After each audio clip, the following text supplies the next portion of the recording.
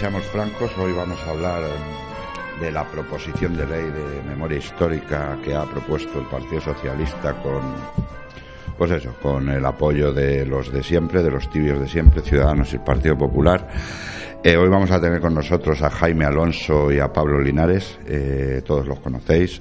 No necesito presentaros quiénes son, todavía no han llegado por el tráfico Carmena y estas cosas que nos pasan aquí en Madrid, pero tenemos al teléfono a Paco Torres, que también iba a estar con nosotros un ratito en la tertulia y esperemos que pueda llegar a estar, porque vamos a hablar un poquito del libro que acaba de sacar y si nos da tiempo se meterá en la tertulia un poquito de la memoria histórica. Paco, buenos días.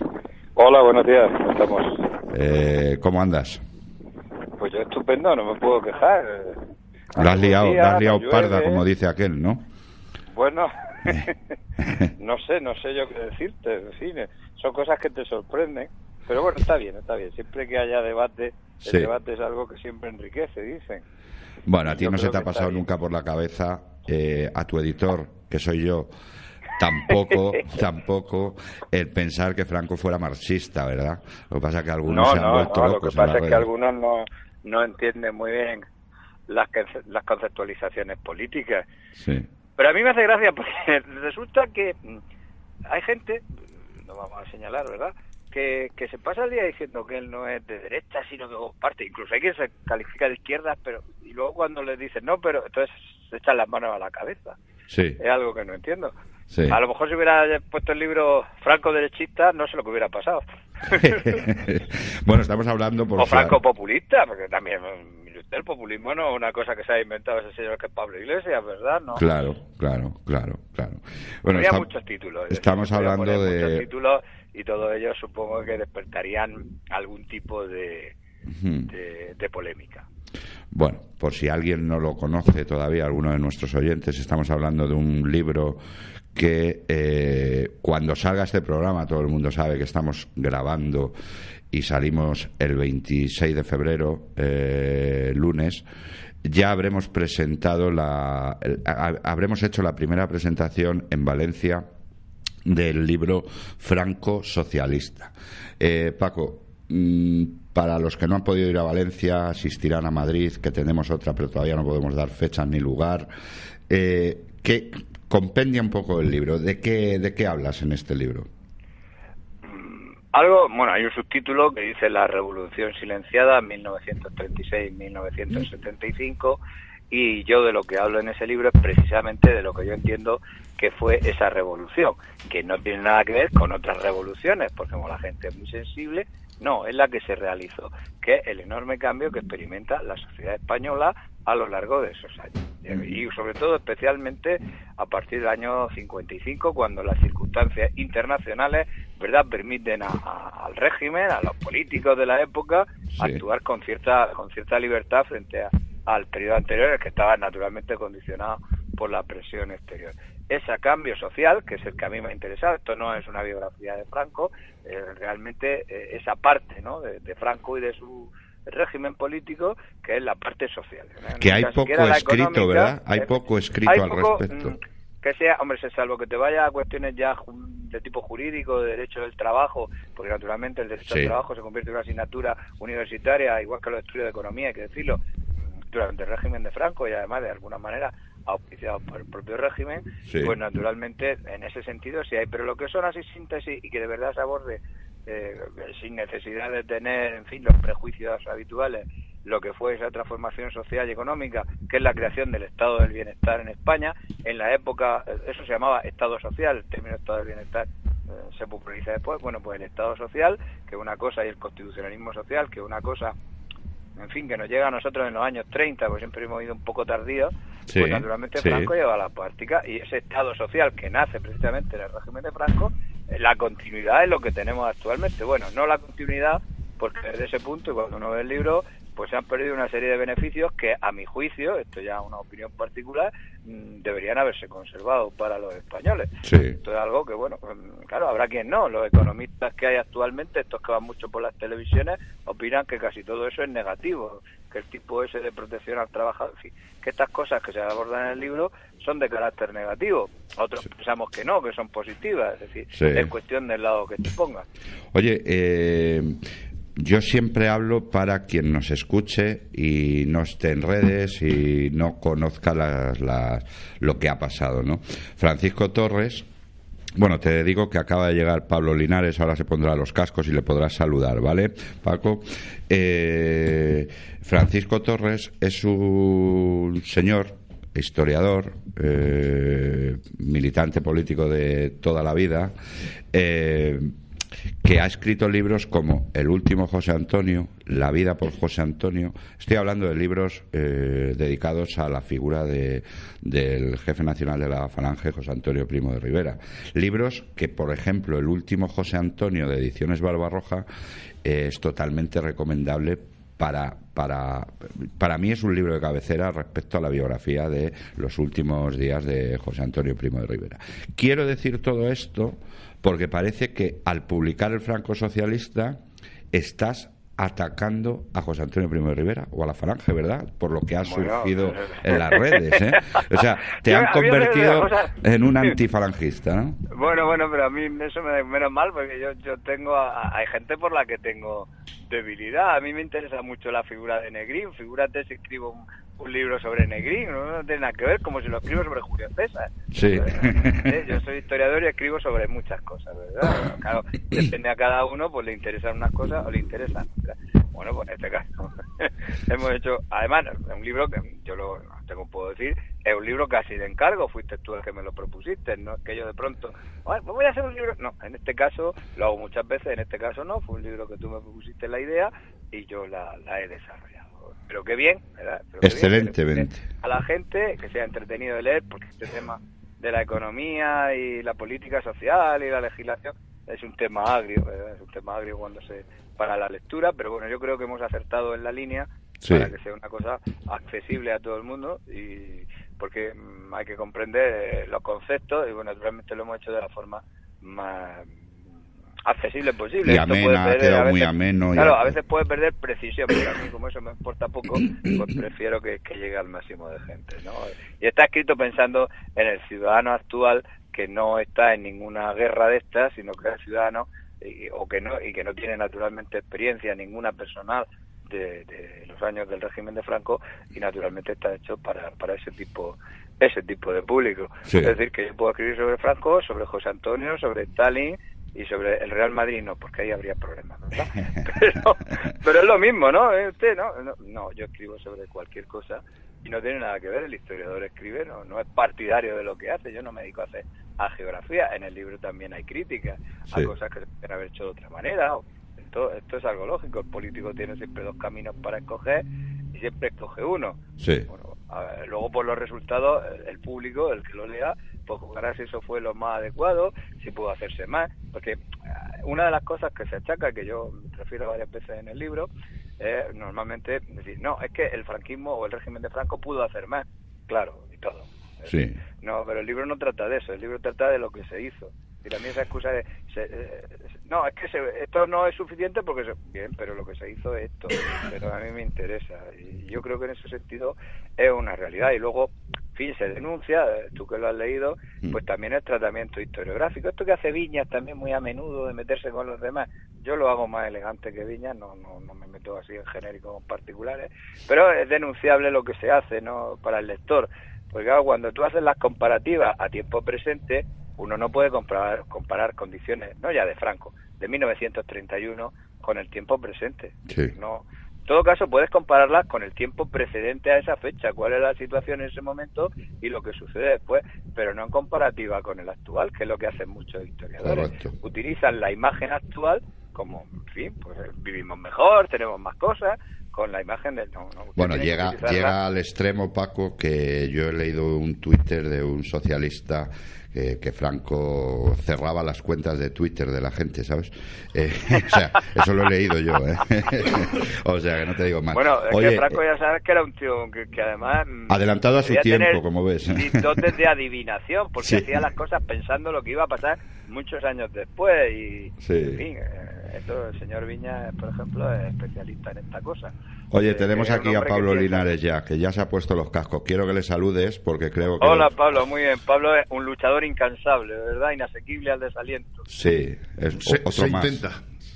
Se intenta, don Francisco, muy encantado de saludarte una vez más. Enhorabuena por ese nuevo alumbramiento y con que el libro sea la mitad apasionante que está siendo la polémica creada con su título, con eso me conformo. Claro, no vamos a tener problemas porque cuando Pedro Sánchez llegue al poder y ponga un campo de concentración para meternos a todos, vamos a estar cerca. Correcto. Sí. Vamos a ser compañeros de Entonces de sí patria. Que habrá presos políticos, ¿verdad? Entonces sí que habrá presos políticos. Oye, vamos a dejar el libro, si no parece que estamos aquí hablando solo del libro, pero hoy venimos a hablar de la memoria histórica. Para eso está aquí Pablo Linares. En breve llegará Jaime Alonso, que como te he dicho, pues Carmena y sus atascos pues les ha hecho llegar tarde, ¿no? No, porque Carmen nos va a hacer ir andando a todas partes y no por va eso, a tener atascos. Y ha empezado a probarlo hoy con Jaime y con Pablo. Bueno, eso es que los tiene en la lista, yo creo que los tiene apuntados. Oye, bueno, el que quiera comprar el libro, y ya cerramos el tema del libro, sndeditores.com, Amazon, La Casa del Libro, y esperemos, si la Ley de Memoria Histórica de la que vamos a hablar hoy, en todas las librerías de España, si no lo impiden esta la autoridad gente, competente. La autoridad competente, efectivamente. Bueno, pero todavía no, nada más, a mí ya ha habido una señora que me ha escrito y que ha ido a la Casa del Libro, y en la pobre Casa del Libro no saben nada. Claro, cuando sale este programa ya estará, claro, todavía no le ha llegado, si es que el libro todavía no está. Cuando estamos grabando esto, Paco, tú todavía no lo tienes físicamente, ¿verdad? No lo he visto, no sé lo que has hecho. Te ha salido claro, hoy para... yo me imagino que, en fin, esto es muy divertido porque a mí una polémica que se genera sin libro, la verdad es que tiene su aquel, ¿no? Sí. Bueno, Pablo, Paco, ¿qué nos tienen preparada esta gente con la Ley de Memoria Histórica? Yo la tengo aquí con esta proposición de ley que es, por lo que yo estoy ojeando aquí, ¿no? Es una ampliación a la aberración que ya hizo Zapatero, ¿correcto? Sí, Zapatero la maquilló, es decir, por lo menos intentó jurídicamente, con todas las prevenciones posibles, no dejando todo muy en el aire, pero jurídicamente colara. Sí, depende cómo la aplique luego el juez. Esa es la realidad y además dependía luego. Esta no, esta es la copia de la Ley de la Defensa de la República en el modelo, en lo cual es un poder administrativo. Mire usted, el ciudadano queda absolutamente indefenso y que vulnera no sé cuántos artículos de la Constitución. Eso de entrada, ¿verdad? Sin ir más allá. Y todo siempre escudándose, ¿verdad?, en el argumento lacrimógeno. Mire usted, es que hay que ayudar a encontrar. Eso no tiene nada que ver. Si aquí nadie se opone, yo no recuerdo, y ahí está Pablo, que hay alguno de nosotros, si es que nosotros tuviéramos alguna representación, haya dicho, no queremos que a los españoles se les entierre indignamente o que no se les pueda enterrar con dignidad. Porque yo creo que eso es totalmente demencial, eso no lo ha dicho nadie. Y si no lo han hecho, ha sido porque ellos no han querido. Han sido alcaldes, todos estos socialistas, han sido alcaldes y no lo han hecho. Cuando eso era simplemente una firma municipal, es decir, sumar en un cementerio era la firma de la autorización municipal y proceder a hacerlo, o colocar una placa si no quería. Eso no lo han hecho la mayoría de ellos. Es ahora tener una cara muy dura. Y entonces con ese argumento, que es el que le puede llegar a la gente, hombre, ¿cómo se va a ayudar a enterrar? Es que nadie lo duda. Han metido todo lo que viene después, todo el resto del articulado, que insisto, vulnera no sé cuántos puntos de la Constitución, y lo ha hecho una señora que dicen que es jurista. Bueno, yo quiero decir aquí a los dos, luego se lo repetirá Jaime Alonso, con lo cual los oyentes tendrán que escuchármelo 2 veces, que representantes del Partido Socialista de la... puedo dar su nombre, pero me lo voy a evitar, quizá por no darle publicidad, se han negado a sentarse en esta mesa porque no les permite su dignidad, algo así me dijo, sentarse con quien defiende a un dictador y un asesino. ¿Vale? Refiriéndose a Franco, lógicamente. Yo le digo que su jefe se ha sentado con Otegi y me dice que eso es política, pero que sentarse en una mesa con Pablo Linares o con Jaime Alonso, que eso no lo puede permitir. Eso sí, vamos, eso es impensable. Eso es impensable. Hombre, yo creo que el hombre estaba pensando en que si lo hace, pues que no salga en la próxima foto, en la próxima lista de las elecciones. Y eso es lo que de verdad le preocupaba, no la dignidad. Pablo, ¿tú qué piensas? ¿Que no se quieran sentar contigo y con Otegi sí? Pues primero, que ellos se lo pierden. Sí. Segundo, que es un ejemplo más, y esto es una larga sucesión de sucesos, ¿cómo era? Sucedidos sucesivamente. Sucedidos sucesivamente. Sí. De la cobardía de estos señores. No es la primera vez, hablo personalmente, que no han querido debatir sobre el tema del Valle de los Caídos con nosotros. Nosotros no es vanidad, yo tengo muchos defectos, la vanidad, gracias a Dios, no es uno de ellos. Pero tenemos todos los argumentos y toda la documentación que desmonta toda la historia negra que rodea el Valle de los Caídos, y muchas veces no han querido sentarse con nosotros, porque nosotros les plasmamos la documentación que desmonta todas sus tesis y avala las nuestras. Una de las que no se quiso sentar con nosotros en su día fue la fallecida María Antonia Iglesias, cosa que le agradezco profundamente, en un programa de Onda Cero, argumentando que ella no se sentaba con fachas hijos de puta. Muy democráticos. Sí. Paco, tú lo llevas más al terreno de la ignorancia de ellos, ¿verdad? Bueno, yo no sé si es la ignorancia o la sabiduría, ¿verdad? Vamos a llamarlo de las dos maneras. La ignorancia en el sentido de que saben que argumentalmente su tesis es muy pobre, más allá del argumento lacrimógeno, que es al que suelen recurrir de forma permanente. Y segundo, porque muchos de ellos no son ignorantes y saben la realidad. Y claro, saben lo que les va a decir. ¿Cómo se van a sentar delante tuyo si de pronto tú, Pablo, por ejemplo, les saca una de las causas y te dicen que todos los fulanitos esos, bueno, pues algunos fueron condenados por delitos, no porque por razón política? ¿Y cómo vas a sacar cuando te puedes sacar la lista de cuánta gente estaba trabajando en realidad en el Valle de los Caídos? Y no se puede decir que se falsifica, porque mire, uno podría falsificar los números, porque ya sabemos que Franco pensaba a futuro, ya ordenaba, tenía ya uno para que estuviera falsificándolo todo, para cuando Ángel Viña fuera por allí, pues naturalmente lo descubriera, ¿no? Pero claro, hay una cosa que es muy elemental, las raciones de comida. Sí. Claro, la contabilidad. Sí. Mire usted, la contabilidad te dice cuántos presos habría, cuántas razones se servían y de dónde venían, y lo que se les pagaba, y cuáles eran los beneficios que tienen. Y además, en el caso del Valle de los Caídos, todos sabemos, porque además era muy popular aquello de los presos del Valle, que había presos, pero eran presos comunes, no comunes, que se quedaban como trabajadores libres, que estaban en el poblado, porque cuando la gente iba de visita, mi madre y mi padre, por ir más lejos, en el año 61, les enseñaban el poblado. Y claro, eran casas muy buenas, donde, estamos hablando de los años 50 cuando eso se hace, donde existía un colegio para los niños, donde se cobraba más. Es que esto no, aquí no se ocultaba nada, esto lo sabía perfectamente. Un colegio para los niños donde, ojo, esto quiero dejarlo siempre muy claro, donde los hijos de los penados y de los libres tenían la obligatoriedad de asistir, de escolarizarse. No era que ahí estaba por si querían asistir, era absolutamente obligatorio. Y además con un índice de buenas notas bastante importante, es decir, había muy poquito suspenso. Por cierto, claro, la escuela cuyo maestro era don Gonzalo de Córdoba, un ex preso republicano. Claro, si es que estas son las cosas que a ellos no les gustan, pero que conocen, y claro, no quieren que tú se las saques, porque entonces ¿qué argumento te queda? Así es. El de los lacrimógenos. Y claro, el lacrimógeno, pues ustedes, es que yo no me opongo, es decir, ustedes que han encontrado 4 que están con el follón Pablo lo sabrá mejor que yo, de si están ahí enterrados o no, y si los pueden desenterrar o no, que son 4, que además no son, muchas veces son sobrinos, nietos y estas cosas, que naturalmente no tienen por qué tener la razón de por qué la abuela decidió que finalmente fueran enterrados en el Valle de los Caídos, y que ahora quieren, en fin, cambiar esa decisión, y eso se puede hacer, pero también hay que respetar la voluntad de quien firmó para eso. En el caso de los 2 concretos de Calatayud, que son los más conocidos en este caso, es que además hay un agravante, que es que no está demostrado que estén allí, es decir, no constan en ningún listado de enterramientos.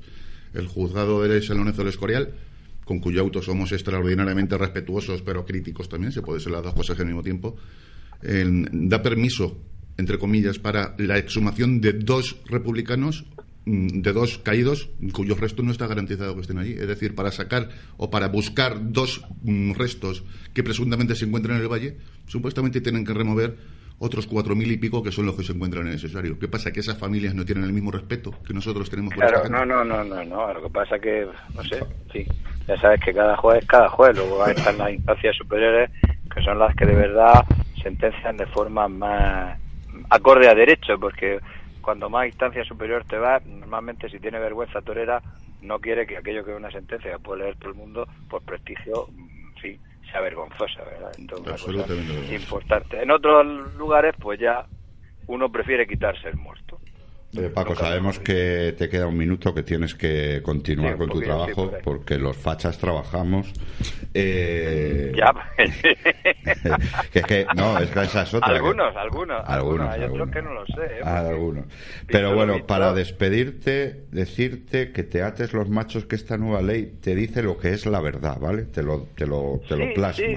Que es bueno, que pero esto era algo que estaba anunciándose, porque además es que esto habría que dedicarle un trabajillo, ¿no?, a esta cuestión cuando tengáis un rato.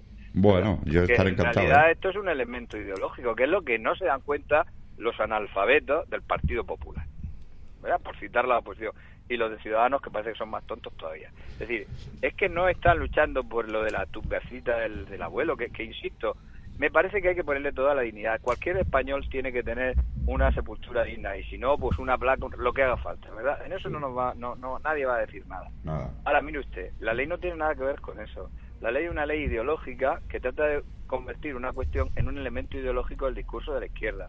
Esto viene de Sudamérica, concretamente, donde se ha puesto en práctica, y se ha intentado poner en marcha en Alemania, pero lo que pasa es que en Alemania han tenido el problema de chocar con una posición conservadora seria, cuando el problema de los desertores del ejército alemán, que pretendían, al final, cuando han tenido mayoría lo han cambiado, pero mientras y han votado en contra, pretendían sacralizarse, ¿no?, esta cuestión. Es decir, esto no es algo baladí, sino que es un elemento ideológico. Oye, y ese Paco, elemento ideológico sirve para apuntalar a la izquierda, y es lo que no se dan cuenta. Y claro, porque al final Franco no es Franco. Es decir, a Franco, por más que esto se empeñe, y esto ya estamos en el sector de la derecha, no era una persona. Es decir, era un señor al cual apoyaba una parte importantísima de la sociedad española, entre ellas todo el centro derecha. Y naturalmente lo que se trata es de establecer ese vínculo para que ideológicamente haya un enemigo que en este se convierta el que no vote a ella. Y esto es lo que no perciben, que es algo asombroso. Claro. Paco, acaba de llegar Jaime Alonso y no quiero que te vayas sin saludarle. Acaba de llegar por el trafiquillo de Carmena, como te decía. Bueno, yo creo que le ha puesto un guardia para ponerle los semáforos y hacer el lector. No puedo estar a unos minutillos cuando tenga que ir. Pues ahí le tienes, Jaime, ahí tienes a Paco. Enhorabuena, Paco, por ese excepcional libro, bestseller en la primavera-verano del 2018 y libro de referencia en el futuro, porque evidentemente el apelativo de Franco es que era superador del socialismo por elevación y por realidad. No, porque además él lo decía él mismo. Como la gente, yo he leído a nuestro amigo Viña, ¿verdad? Le vamos a poner un momento. Pues Viña dice, claro, es que Franco era un ilecto, que naturalmente no escribía nada. Mire usted, si aparte de cogerse el tomo que hay de frasecitas sacadas de los discursos, usted se coge los discursos de Franco, que yo los tengo afortunadamente gracias a mi padre, pues hay unos cuantos volúmenes, ¿verdad? Sí. Unos cuantos volúmenes que llevan de letra muy pequeñita, con muchas páginas muy gordas, que llevan todo, y claro, es que la izquierda confunde el no leer con que no se escribió. Ellos no han leído a Franco, ni siquiera él, que hizo las milicias universitarias, con lo cual era muy antifranquista, como te puedes imaginar, pues él leyó siquiera el diario de una bandera. Paco, lo dicho, te tienes que ir, ¿no? Yo estoy nervioso por ti, porque me has dicho... No te preocupes, cuando yo me tenga que ir, descuelgo y ya está. Sí, claro, pero habrá que despedirse de los oyentes, macho. Bueno, pues yo me despido de los oyentes con antelación. Vale. Pues tú entonces prepárate para hacer los programas desde la prisión. Vale, perfecto. Bueno, pues lo dicho, como ya con sabes... los mismos contertulios. Exacto. Y el mismo locutor. Cuando esta ley de la que vamos a hablar hoy salga adelante, si sale, que saldrá, probablemente el que está al teléfono y los tres que estemos aquí estaremos cerca. estaremos muy cerca. Jaime, y el del cristal también. Yo pienso defenderme, desde luego. Oye, Jaime, no, claro, estábamos hablando con Pablo y con Paco de esta nueva ley. Vamos a empezar ya con ella, ¿vale? Nos habla de la verdad, nos la plasma, nos dicen lo que es la verdad. ¿No la habías descubierto tú hasta ahora, eso, la verdad? No, la verdad, sí, la verdad de la izquierda desde 1917 es la izquierda, es que hay que entender que es una religión pagana, que es auténticamente luciferina, y como tal entiende que la verdad es la revelada por Marx y la llevada a cabo por Lenin y Stalin. El problema es que esa verdad tiene más de 100 millones de muertos, esa verdad ha arruinado a infinidad de países, y esa verdad, para que siga permaneciendo hoy como verdad y no como una tragedia humana en toda la extensión de la palabra, tiene que mutarse y tiene que aparentar y aparecer un idealismo del tipo de haz lo que yo digo pero no lo que yo hago. Entonces, ¿qué ocurre? Pues que además se basa no solo en la mentira como pedagogía y como forma de educar y de enseñar a las masas, sino luego en el discurso del odio, en ese discurso de señalar culpables y, en virtud de esos culpables, pues proyectar todo el resentimiento social, toda la envidia igualitaria y sobre todo el odio. Eso está claro, pero Pablo, Jaime, Paco, nuestros juristas, los juristas, ¿qué pueden hacer ante esta proposición de ley? ¿Hay algún... ¿Lo habéis estudiado? ¿Lo habéis estado viendo? Yo he visto aquí ahora una cosa que ahora os comento a ver qué os parece. ¿Qué se puede hacer ante esto? Lamentablemente yo lo he tenido que estudiar mucho y bien. Y ahí, entonces... ¿Tiene fisuras? ¿Tiene fisuras? Todas. O sea, es inconstitucional de la A a la Z. Coges, y no hay que ir artículo por artículo de la Constitución, todos los derechos fundamentales que señala la Constitución, todos los vulnera. Y la prueba más evidente es que no tienes que pasar del artículo primero, título primero de la Constitución, donde dice que España se constituye en Estado social y democrático de derecho, cuyos fundamentos del ordenamiento jurídico superior y por lo tanto básicos es la libertad, la igualdad, la justicia y el pluralismo político. Los cuatro se los carga. Pues se carga la libertad de cátedra, la libertad de hablar como estamos haciéndolo nosotros, de pensar, inclusive va más allá, porque si yo pienso de una determinada manera, en el momento que la exprese, el momento que me encuentren en mi casa unos libros de Franco, que edite algo que ellos consideren que exalta, porque imagínate si la verdad y la objetividad de unos hechos es exaltar, ¿no? Es reconocer una evidencia. Joder, Paco, el Franco socialista va para adelante, tú. Vamos, eso es, estáis en primera línea de combate seguro. No, yo no creo, porque vamos, como todo eso se considera negativo, pues en realidad con lo negativo no hay problema. ¿Qué es lo que pienso objetivamente? Pues que primero es una oportunidad única para que la sociedad despierte, para que eso que está mal llamado liberalismo y centro derecha, etcétera, se dé cuenta que tenemos en marcha otro proceso totalitario como ocurrió en la Segunda República, una democracia de demócratas, pero ¿quiénes son los demócratas? Quien ellos consideran como tales, tienen una especie de carné y de bula para decidir quién es y quién no es demócrata, y en tercer lugar es señalar que con esa ley que no va a pasar ni siquiera el tamiz del Congreso, no creo que Ciudadanos y no creo que el PP ni siquiera se abstengan, con lo cual intentarán maquillar, intentarán hacer alguna componenda o la rechazarán de plano. Si no es así, tenemos dos cuestiones esenciales. Primero, que sea el Parlamento o los diputados lo que las lleven al Constitucional. Si no lo llevan al Constitucional, tendremos que nosotros llevarlo a través de los procesos contenciosos administrativos y indudablemente en interés general de la ley, con la recogida de 500.000 firmas, etcétera, etcétera. Estamos al respecto pues trabajando en ese sentido y soy moderadamente optimista porque siempre lo he sido y prefiero ver la botella medio llena. pero lo que no hay duda es que hay que ver la realidad del nuevo socialismo, que siempre ha sido así. O sea, no es nuevo, son 120 años lo mismo, jugando con Primo de Rivera o contra Primo de Rivera, sí. Luchando contra Franco, pero luego camuflándose y siendo los primeros franquistas. O sea, el socialismo antifranquista partió y empezó en 1976 o 83, 82, me da igual. Ya. Sí. Bueno, yo y así me despido. Vale. Y nada, yo creo que sí, que estamos, como ha dicho Jaime, en el momento en que hay que dar la batalla y empezar a despertar a la gente. Y yo creo que, mira por dónde, esta es una de las cosas, porque hay quienes en este ámbito suelen estar en contra de los temas ideológicos y no se dan cuenta de la fuerza que tienen, como está demostrando en el otro lado, ¿no? Y esto es un argumento que yo creo que despierta pues estas cosas muy sensibles y naturalmente sirve, yo creo que por primera vez, para intentar despertar a la gente ante la realidad, ¿sí? O al menos a una sección del pueblo español que se da cuenta de dónde le están conduciendo.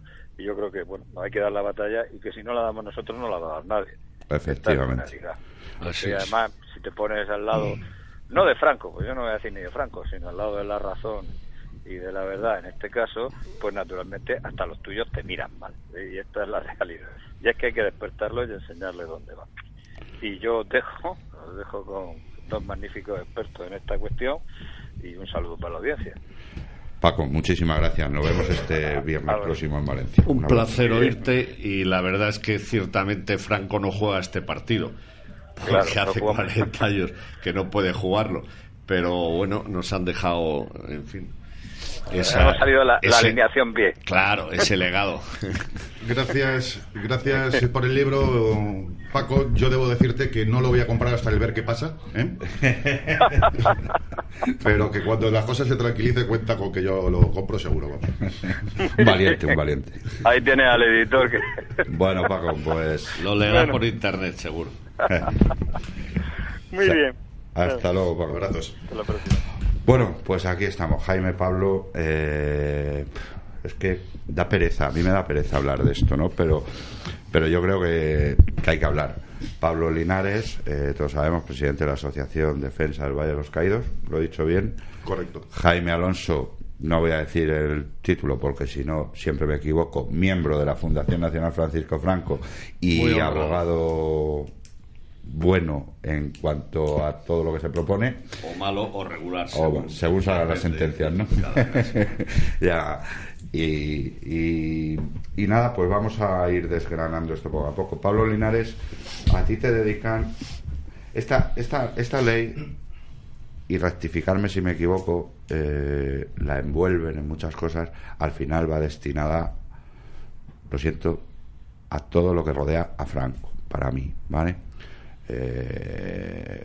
Millán Astray, está la Asociación de Defensa de Millán Astray, todo es todo lo que huela a Franco. Pero tú, Pablo, en la ley tienes articulados y todos especiales, ¿no? Que es el de los símbolos y monumentos públicos. ¿Les has explicado tú a esta gente lo del Matacuras, por ejemplo? El gran Justo Roldán Sainero, alias el Matacuras. Nosotros, en todas las visitas guiadas que hacemos en la Basílica del Valle, porque la Basílica del Valle es el único monumento dependiente de patrimonio, que no propiedad de patrimonio nacional, que no tiene visita guiada, es decir, o vas con un tour operador que tenga un guía y estos cuentan auténticas barbaridades. De hecho, durante un tiempo mi deporte entre comillas favorito era ir a la Basílica, esperar un grupo, sumarme al grupo y rebatir al guía lo que estaba diciendo. Yo era un tío bastante odiado por todos los tour operadores de Madrid. Y nosotros en todas las visitas contamos la historia de Justo el Matacuras, un señor que era de Quintanar de la Orden, Toledo, llamado Justo Roldán Sainero, que estuvo trabajando en el Valle de los Caídos como preso. No, me parece que un señor que tenía 3 condenas de muerte conmutadas por la inmediata inferior, es decir, la de 30 años de reclusión mayor, por haber matado, y él se jactaba de ello, a 6 religiosos y 11 guardias civiles durante la guerra. Sí. Que me digan, aquí tenemos un prestigioso abogado, si esto se puede considerar un preso político. A mí me parece un criminal en cualquier criminal lugar, en circunstancia, vamos. Bueno, pues esto para algunos son presos políticos, ¿no? Y Justo Roldán Sainero terminó su paso por el Valle, es decir, 2 condenas o 3 condenas, ahora mismo no recuerdo bien, de 30 años de reclusión mayor, las pasó trabajando en el Valle de los Caídos. En 4 años y 8 meses estuvo liquidada su condena por el sistema de redención de penas por el trabajo. Y este señor no sería tan fiero león como lo pintan. Cuando termina su paso por las obras del Valle de los Caídos, solicita quedarse trabajando como obrero libre. Por 2 cuestiones. Una, porque tenía un sueldo bastante decente. Y segundo, porque este señor no podía volver a su lugar de origen, donde le estaban esperando, no precisamente con los brazos abiertos, ¿no? Y este señor se quedó trabajando como primero en las oficinas, y luego, pues, ¿dónde va a estar mejor empleado un señor que llaman el matacuras que de guardallaves, es decir, de conserje, de portero en la propia abadía, la primera abadía? Creo que se jubila allí. Se jubila allí, y posteriormente le dieron un piso en las 3 colonias que se construyó durante esa época para los ex trabajadores del Valle, presos y no presos. Es decir, este señor se fue de allí en el año 64-65 dando vivas a España y vivas a Franco. Y no es opinión, es información de gente que lo conoció. Está claro. Eso el Valle de los Caídos. Luego la Fundación Nacional Francisco Franco es otro objetivo claro de esta... Estamos en la vanguardia del combate y de la persecución. Pero te veo feliz. Sí, estoy muy tranquilo, la verdad. Hombre, feliz viendo lo que está pasando en España. No preocupado. Tampoco sirve de nada el estar excesivamente preocupado, el creer que esto no tiene solución o que tiene una solución traumática, como ocurrió en el pasado. Cuando conoces la historia y la estudias y la analizas, pues te das cuenta que esto es cíclico y que pasa lamentablemente porque el pueblo olvida lo que ocurrió antes de que naciera. Son otras generaciones mal formadas, mal educadas, y a mí siempre me interesa saber el cómo hemos llegado a esta situación, porque luego al final la gente se hace cruces y dice, pero bueno, ¿cómo hemos llegado al 1 de octubre? ¿Qué ha pasado en Cataluña para que una parte de España se rebele contra el conjunto de los españoles y nos odie y crea que somos culpables de todo lo que les pasa, y casi todo lo que les pasa está inventado además?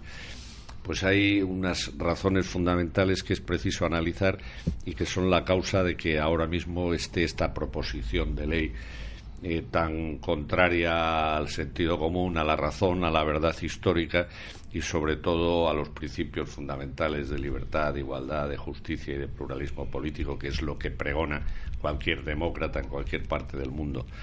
Como abogado y como presidente de la asociación, a lo mejor es público, yo no tengo ni idea, ¿tenemos fechas de la presentación de esta proposición de ley en el Congreso o sabemos el proceso y fechas más o menos?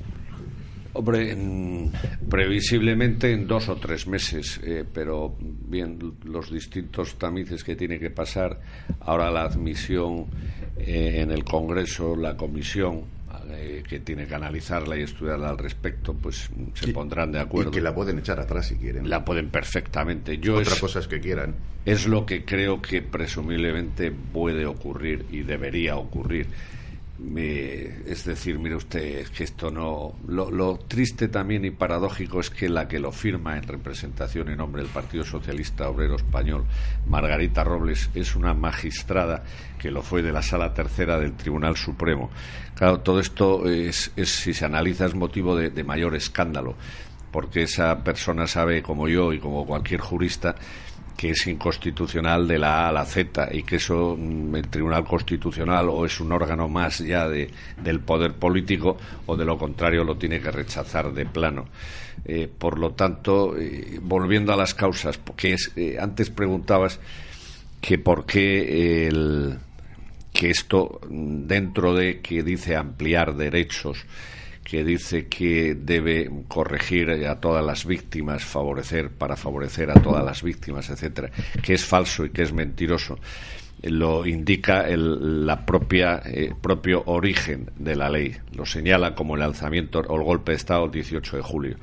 Bien, en ese caso habría víctimas a partir del 18 de julio del 36 en adelante, pero y todas las víctimas debidas a la persecución política y religiosa que se establecen desde el 14 de abril de 1931 hasta el 18 de julio de 1936, entre otros Calvo Sotelo.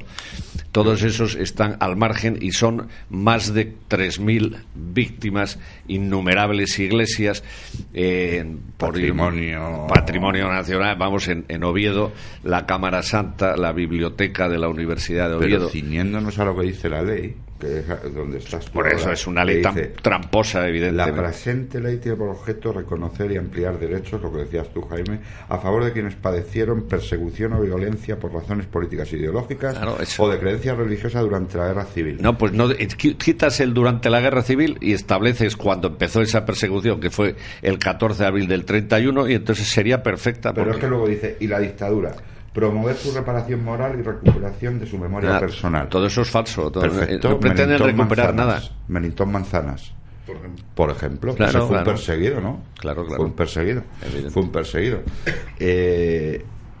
Cosas de estas, ¿qué va a pasar? Porque claro, yo en eso, ateniéndome a la ley, tienen que reponer la memoria de Melitón Manzanas, que el Congreso le quitó hace poco no sé qué derecho. Y reponer la Cruz de Callosa del Segura. Y todos los monumentos donde hablan de caídos por Dios y por España. ¿Qué salta eso? Claro, nada. Y todas las calles, ¿qué salta un militar que tiene un prestigio como Yagüe, como Varela, como Quindelán, el propio Francisco Franco, que antes de la guerra civil ya era el militar más prestigioso de España y, por supuesto, la espada, según Petén, más limpia de Europa, de un prestigio excepcional, extraordinario, y que tan joven lo que menos le interesaba, quería, desde el punto de vista personal, humano y social, era tener un enfrentamiento civil, partiendo además con la desventaja que partió. O sea, era un imperativo categórico del tipo que media España no se resigna a morir, que esa es la segunda parte de las razones. La primera, falsa, de toda falsedad, porque tendrían que trasladarlo al 14 de abril. La segunda, y tan importante, es las causas de la guerra civil. Las causas es el fraude electoral de febrero del 36 y, segundo lugar, el asesinato del líder de la oposición y al otro porque no lo encontraron, y el proceso revolucionario que inician en febrero el Frente Popular, y que no hay más que leer a Largo Caballero para ver que iban a la guerra civil. No hay más que saber que eso es lo que Lenin empleó en la lucha de clases, y el libro nuevo de Federico Jiménez Los Santos sobre el comunismo es muy recomendable para que la gente se dé cuenta de la técnica del comunismo para llegar al poder, y eso lo volvieron a ensayar en España y estaba todo perfectamente organizado, estructurado y demás. Bueno, el que lea un poco sabe que Franco hasta última hora no decidió esa... Porque quería evitarlo, que se dio cuenta que era imposible evitarlo y que no quedaba más que morir esa media o España luchar. que se niega a morir, ¿no? Pablo, tú las visitas al Valle y tal, ¿cuál es la sensación de esos visitantes? Porque tú verás de todo allí, ¿no? Pero lo general, lo más es positiva lo que van a visitar, es... Sí, por desgracia nos tenemos que encontrar con quien más aprecia el Valle de los Caídos desde el punto de vista arquitectónico y luego desde el punto de vista histórico cuando se lo cuentas, son los que vienen de fuera, que vienen con una visión mucho más limpia, sosegada de lo que es el asunto, porque el Valle de los Caídos, por desgracia, y sobre todo a raíz de la ley 52/2007, que ahora se quiere ampliar, por decirlo ahora. Ampliar, sí, radicalizar, yo creo que sería más bien la palabra. Cuando llegan los extranjeros, aquellos se lo encuentran y la verdad es que bueno, tenemos la visita del famoso ex gobernador de California, que tuve oportunidad de acompañarle y terminó absolutamente encantado del asunto. Llevan para media hora y estuvimos casi 3. La cuestión, el Valle genera lo mejor y lo peor, quiero decir, es decir, o se le quiere mucho o directamente, como podemos ver en esta ley, se le denosta por todos lados, ¿no? Lo que sí que ocurre es que cuando nosotros, en estas visitas, que intentamos que sean todo lo objetivas, contamos la verdad, apoyada en la documentación que tenemos recopilada durante tantos años, la gente dice, si es que esto, ¿por qué no se cuenta? Esto se tenía que saber. Por eso cuando leo en la ley que quieren hacer allí un centro de interpretación de lo que fue aquello y tal, a mí me da pánico, porque lo van a hacer como siempre, como la propia ley o ampliación de esta ley de una sola parte. Yo estoy absolutamente de acuerdo, y no me miréis mal, cuando en la ley se dice que aquello hay que contar como se hizo, pero objetivamente, no como ellos van a decir que se hizo. Como lo acaba de decir Carmena, que ha cometido 72 errores en esos, creo que son 2.000 fusilados, han ido al cementerio, han cogido tal y no han mirado nada más. Sí, todo invento para, además, porque cuando analizas lo que ellos llaman represión del franquismo y hablas de la dictadura y dices, vamos a ver, crímenes, pero primero, para no hacer trampas en el solitario, hay que retrotraerse al momento y a las circunstancias de aquella época. Segunda Guerra Mundial, media Europa precisamente no democrática, solo quedaban 2 ínsulas baratarias y relativas, además Francia e Inglaterra, y luego vino el apoyo americano, si no obviamente no hubieran sobrevivido, y el resto era Stalin por un lado y Hitler por otro.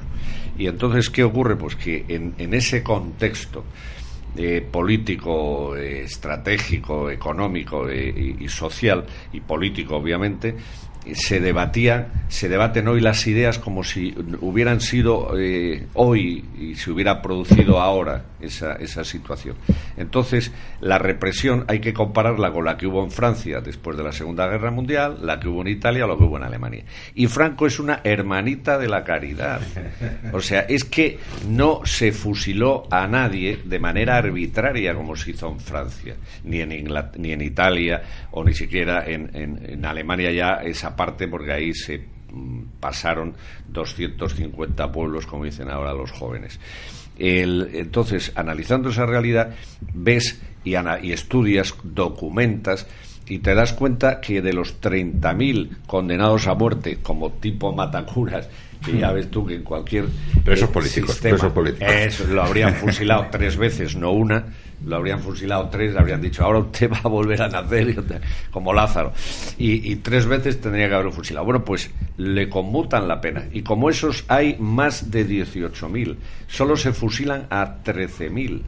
O sea, hay otros 17.000 de los 30 y tantos mil que son condenados a muerte, que Franco les conmuta la pena, y además con un análisis, porque yo que he analizado distintos procesos, etcétera, ves cómo calificaba el Ministerio Fiscal, y en el momento que el Ministerio Fiscal dejaba la más mínima duda, el menor resquicio, para que pudiera haber un error de interpretación, para que los testigos no pudieran identificar fehacientemente a ese señor como presente en el pelotón de ejecución, etcétera, etcétera, todos esos automáticamente eran conmutados su pena por la inmediatamente inferior, que eran 30 años, y esos estuvieron 6, 12, como mucho 12 años de cárcel, y la inmensa mayoría menos, porque hubo distintas amnistías que tampoco se cuentan. Los campos de concentración, obviamente, muy al principio, porque claro, todo el ejército republicano, mejor dicho rojo, que se entrega, pues crea bolsas de personas que hay que alimentar, que hay que depurar y ver la responsabilidad que han tenido en la batalla, etcétera, etcétera. Y eso dura meses y no llega a un año, año y medio. Eso que llaman ahora pomposamente campos de concentración nunca los hubo en España. A continuación, si analizas desde el año 40... En Rusia hubo alguno, me parece. En Rusia creo que casi todo era un campo de concentración y un gulag, excepto los que pertenecían al partido. Entonces, ¿qué es lo que ocurre a continuación? Desde el año 40-45 hasta el 75 que muere Franco, está documentado las personas que fueron condenadas a muerte, porque entonces existía la muerte y la pena de muerte, como existía en Francia y existió hasta hace no muchos años y en el resto de países de Europa. O sea que no éramos un anacronismo ni muchísimo. Como sigue existiendo en algunos Estados Unidos. O sea que nadie se rasgue las vestiduras. ¿Y qué ocurre? Pues que si analizas a todos los que por razones políticas ninguno, por razones ideológicas ninguno, todos por ser criminales, absolutamente todos, por haber matado Policía Nacional, guardias civiles o personas indefensas.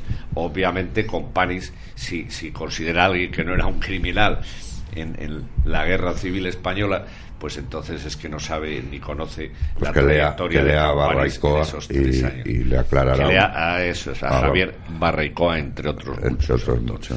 Pablo, te veo a tomar notas. y me encantan los nombres que pones. Aclara. No, es que estábamos hablando antes de... Bueno, es que he escrito Tomás Gómez y tú me has... Claro, digo, esto tengo que darle paso. No, es una anécdota que yo siempre cuento sobre este señor, que cuando él era... No sé si por entonces era Federación Socialista de Madrid o ya era Partido Socialista de Madrid. En un programa de radio en Onda Cero, me parece que fue... Onda Cero, sí.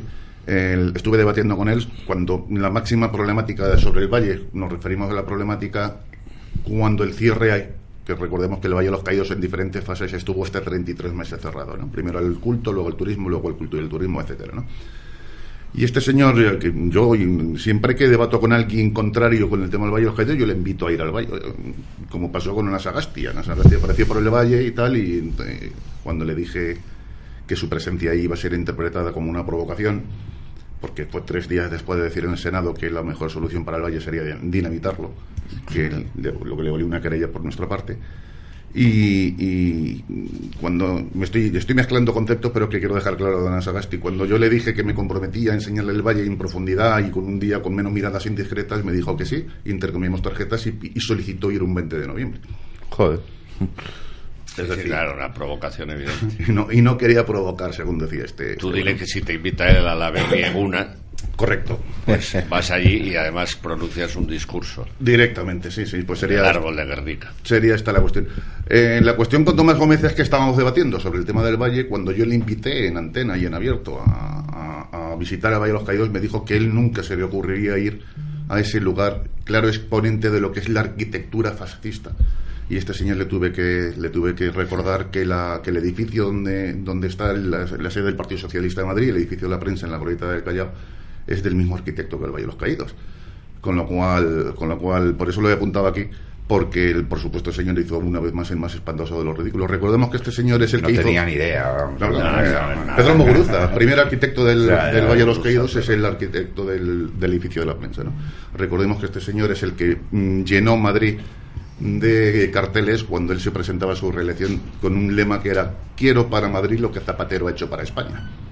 Así le fue las elecciones, por supuesto. Sí. Quedó tercero. Madre mía. En el siguiente programa, es decir, en la próxima grabación, la próxima hora, hablaremos de lo que debemos hacer para movilizar al personal, que ya Jaime ha dado pero quiero leer: se procederá al traslado de los restos de Francisco Franco Bamonde fuera del Valle de los Caídos y los de José Antonio Primo de Rivera a un lugar no preeminente del recinto o al que designe su familia. Se convocará un acto público en sede parlamentaria para que la autoridad competente del Estado pida perdón a las víctimas del franquismo y a sus familiares. Los restos de Franco y José Antonio nunca va a pedir perdón. No, por los crímenes. ¿Por qué va a pedir perdón la izquierda? Exacto, los 120 millones en todo el mundo del comunismo y los 250.000 o 110.000 de la Guerra Civil Española, 130 según Ricardo de la Cierva, esos son tan ignorantes, Jaime, que el Valle de los Caídos está construido para el perdón ya. Para el perdón ya. No. Ellos ni perdonan ni olvidan por una razón elemental, porque no se consideran responsables. Pero como jurista, trasladar los restos de Franco José Antonio, ¿lo puede hacer el Estado per se? No. No, yo no soy jurista, pero... no. Ellos lo saben, y la comisión de expertos, que Pablo los padeció, me imagino, porque estuvieron allí con él en el Valle de los Caídos, al final los 3 juristas que había de esos 7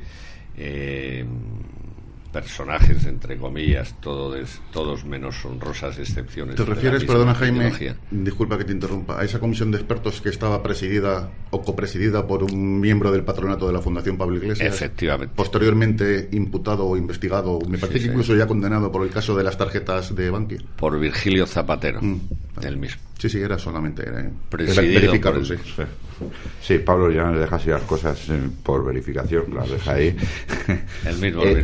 Y que intentaron convencer a doña Carmen de la bondad de la propuesta, que se le iba a ofrecer a Franco las exequias de jefe de Estado, que el traslado iba a ser honroso y digno a a tal magisterio y tal, y que le garantizaban que donde decidiera que reposara iba también a ser respetado, mantenido y digo, sí, como el concilio cadavérico. Yo digo, José Antonio Primo de Rivera, todos conocemos, hemos hablado con Paco Torres, lo explica en su libro El último José Antonio. Bueno, la familia, con sus más y sus menos, aceptó esos traslados al Valle de los Caídos. Pero el pobre Franco, macho, es que se lo come después de muerto. Si él no quería, vamos, no quería, no. Él nunca dijo de ser enterrado en el Valle, tampoco dijo lo otro. Era gallego y ejercía como de tal. Pues su majestad emérita. Él sabía que así, evidentemente, ¿no? Cuando pasas al más allá, pues poco puedes decidir sobre el más allá. Y él no había decidido, no tenía ninguna previsión, excepto el ser enterrado al lado de su mujer. En el Pardo, en el Pardo. Bueno, pero tampoco lo había señalado por escrito. Claro, entonces se lo había dicho su mujer, recuerdo que a mí me han trasladado que lloró bastante porque se separaba de su Paquito y tal, pero fue una decisión, entiendo con el tiempo, que enormemente sabia del que le sucedió, del rey emérito. Y ¿Sabia por qué dices sabia? Enormemente sabia por lo siguiente, porque en previsión de lo que iba a pasar, que no, desde luego lo que está pasando, no nadie en aquella época lo podía prever, pero de lo que es capaz el pueblo español en su furor, en sus odios, etcétera, iconoclastas, y que no respeta ni vivos ni muertos, y si no respeta a los muertos, imagínate lo que serían capaces de hacer con los vivos, y lo que hicieron del 36 al 39. El sitio idóneo desde el punto de vista religioso, desde el punto de vista moral, desde el punto de vista político y también desde el punto de vista constitucional, era que reposara en un lugar que él creó de reconciliación, de paz y de oración para todos los caídos, que además él mandó construir, y gracias a él se construyó, con lo cual quedaba incardinado en el código canónico de aquellas personas que contribuyen, etcétera, que deben ser enterrados y pueden ser enterrados allí. Probablemente la Iglesia se lo habría señalado en el canon que especifica que puede ser lugar de enterramiento y debe ser lugar. En tercer lugar, o segundo, porque al ser basílica siempre estaría preservado del derecho civil, del derecho común y de la propia Constitución. Entonces, en virtud del concordato, la Iglesia, pues es como si usted quiere intervenir cualquier iglesia en España o quiere intervenir el Vaticano, pues me imagino que la Iglesia dirá que no. Y porque además, al estar considerado monumento nacional, etcétera, y visitado como tal, pues podía ser el lugar idóneo también para que pudieran reconocer en el anterior jefe del Estado los méritos que había contraído. Y es una de las razones por las cuales quieren destruir el Valle de los Caídos. Primero por la cruz, porque les molesta una cruz de 150 metros, y después porque allí está enterrado el jefe del Estado que posibilitó que en España la cruz triunfara sobre el anticristo.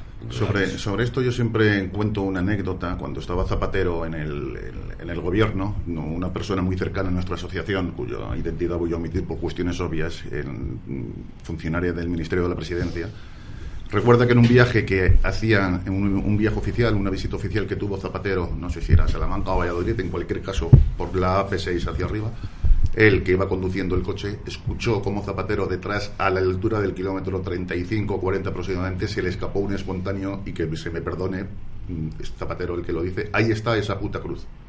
Exactamente, la cruz es lo que les molesta, es lo que les tiene absolutamente... Bueno, lo tenemos en Callosa del Segura, que no deja de ser un ensayo jurídico para otro tipo de cuestiones que se nos pueda dar con el Valle de los Caídos. Él, por supuesto, es todo lo que el Valle representa, ese espíritu de reconciliación que el Valle tiene. Nosotros lo decimos siempre por activa y por pasiva: el Valle es lugar de reconciliación para todos, excepto, por supuesto, para los que no tienen la más mínima intención de reconciliarse. Bueno, pues nos está diciendo Carlos que se nos ha terminado el tiempo de la primera hora. Ahí está esa puta cruz. ¿Cuántos 4 años hemos sufrido a ese puto inútil? Bueno, el lunes que viene más. Muchas gracias, Jaime. Nos vemos el lunes. Pablo, grabamos ahora dentro de una hora para el lunes siguiente. Muy gracias. 5 minutillos.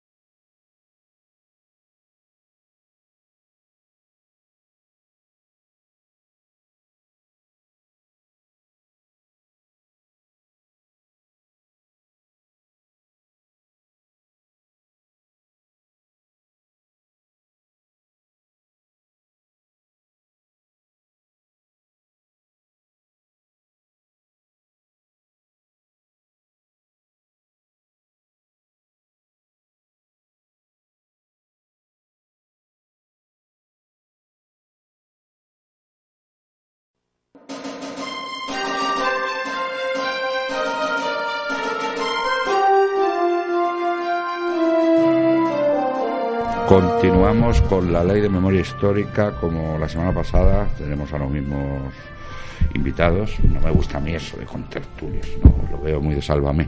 Los mismos invitados, Pablo Linares y Jaime Alonso. Ley de memoria histórica, proposición de ley.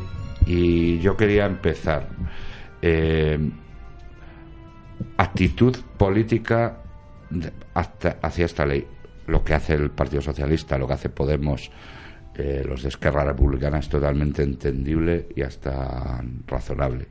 La actitud de Ciudadanos y el Partido Popular, ¿cómo la valoramos? ¿Cómo la valoráis? Pablo, Jaime, empezar el que quiera. Pues si partes de que es una ley ideológica de ingeniería social y que lo que pretende es adoctrinar a la juventud, en primer lugar, porque aquí ya lo etiquetan de ley de memoria democrática, o sea, lo que era ley de memoria histórica ya pasa a ser ley de memoria democrática, o sea, adoctrinamiento. Y teniendo en cuenta que eso va a legitimar a la izquierda, va a pervertir, en virtud de la falsedad de la historia, todo el orden actual, está destinada en primer lugar a deslegitimando a Franco, que es lo más sencillo del mundo, porque hace 40 años que ha muerto y no se defiende, y los que deberían defenderlo no lo están haciendo como corresponde, y los herederos de esa mitad de España que comenzó defendiendo a Franco en el 18 de julio y se puso a sus órdenes para vencer al comunismo, pues tampoco parece que están muy interesados en defenderlo. Y si añades a que al final, y cuando muere Franco, el 80 al 90% de los españoles era franquista, y parece ser que sus herederos prefieren mirar también para otro lado, indudablemente puede ocurrir que la mentira triunfe sobre la verdad, puede ocurrir que la arbitrariedad y el despotismo desilustrado se convierta en ley, y que tenga razón con Orwell cuando señala que para que las mentiras del presente puedan cumplirse, tiene que borrarse las verdades del pasado. Esto es terrible, es brutal. Pero es Jaime trágico, Alonso siempre es así. Es muy educado, es un tipo que aguanta debates en La Sexta, como Pablo Linares. Hay que ser muy educado para esto, y lo sigue siendo. Somos traidores. Están atacando a sus padres y a sus abuelos, el Partido Popular. Sí, pero vamos, no solo están atacando, están escupiendo sobre la tumba de sus padres y de sus abuelos. Están convirtiéndose, para ser más contundente todavía y dialéctico, en bufones inmorales de una democracia degenerada. Están, digamos, convirtiendo lo normal y lo cotidiano en el patio de monipodio.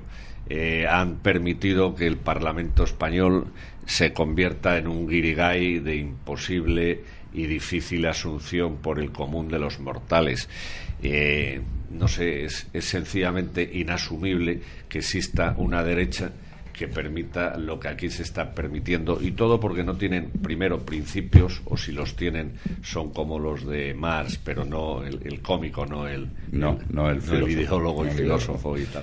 Pero es que además son, bajo mi punto de vista, son unos auténticos estúpidos. Me explico, porque lo de que son traidores lo tenemos bastante claro. Hablo de, por supuesto, del PP.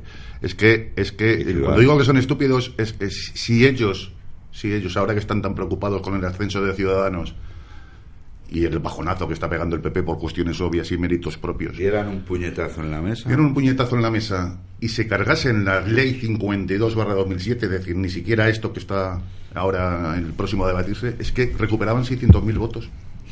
Sí. Es que recuperaban 600.000 votos. Son estúpidos, además, efectivamente.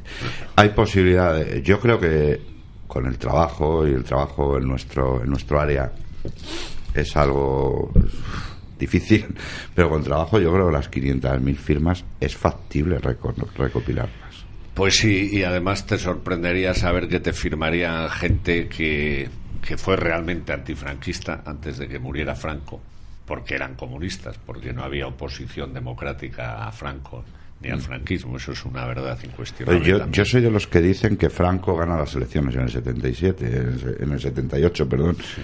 Las gana Franco, porque para el pueblo, los que ganaron aquellas elecciones, Suárez era lo que venía. La prueba, exacto, es una prueba. Lo que acabas de decir es una de las claves que hay que enseñar y formar al pueblo español. Decir, vamos a ver, en esa transición, ¿qué ocurre? Primero es de la ley a la ley, con lo cual los primeros que hacen la transición es las leyes fundamentales. Esa ley para la reforma política es convertida en ley fundamental.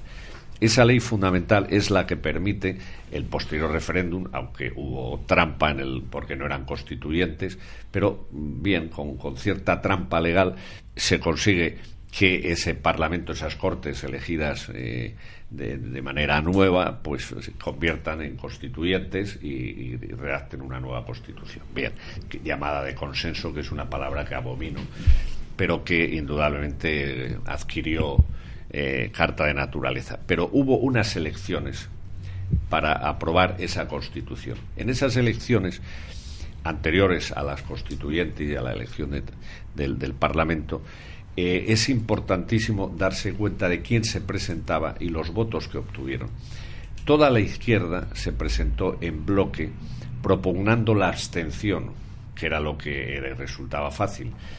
Un grupo de los que nos consideraban franquistas, e indudablemente lo éramos, porque yo lo era, que queríamos la perfección del régimen y que estábamos en torno a Fuerza Nueva Falange, propugnamos el no y votamos no, y yo recuerdo que fue mi primera elección. ¿Qué conseguimos? El 1%. ¿Qué consigue la izquierda? Que se camufla como abstención, con lo cual tiene un porcentaje de personas que se abstienen sin necesidad de que nadie se lo diga, porque no les gusta votar o por 1000 razones, o porque están mayores y mejor en sus casas que yendo a votar, etcétera.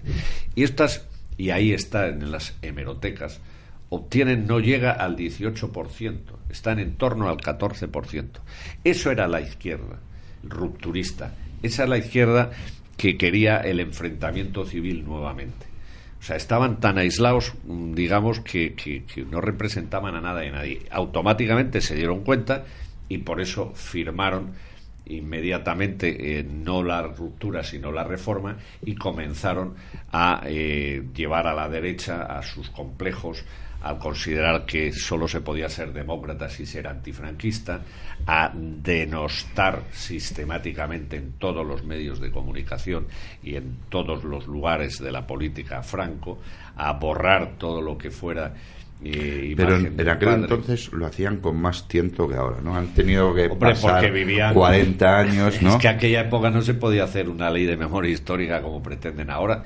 En aquella época todo esto ha sido paulatina a medida que el pueblo español iba siendo amoldable, iba siendo domesticable, que había menos posibilidad de que concurrieran al 20 de noviembre 1 millón de personas, que aún así hasta el año 82 estábamos en ese tenor de personas, en esas cifras, y que fuera fácilmente, engañable el pueblo español hasta llevarle a convencer o a creer que la sucesión de Franco pues era Adolfo Suárez, era Fraga Iribarne en su Alianza Popular, etcétera, etcétera. Luego ya fue sencillo porque la izquierda no abdica de ningún principio ni ninguno de lo que ellos se consideran valor, y la derecha pues se vacía de contenido, porque comprenderá usted que si no representa la tradición, no representa la familia, no representa la unidad de la patria y no representa los valores de heterosexualidad y de componente axiológico, pues es que no representa absolutamente nada. Estamos en la manada, en la comuna y en la destrucción de Occidente, que es uno de los proyectos que más tiempo y más ingeniería está llevando en Europa. Mira, quiero que escuche, vamos, lo habréis leído, pero para los oyentes: serán castigados con una pena de prisión de 1 a 4 años quienes produzcan, elaboren, posean con la finalidad de distribuir, faciliten a terceras personas el acceso, distribuyan, difundan o vendan escritos o cualquier otra clase de material o soportes que por su contenido sean idóneos para fomentar, promover o incitar directa o indirectamente al odio, hostilidad, discriminación o violencia contra las víctimas de la guerra civil.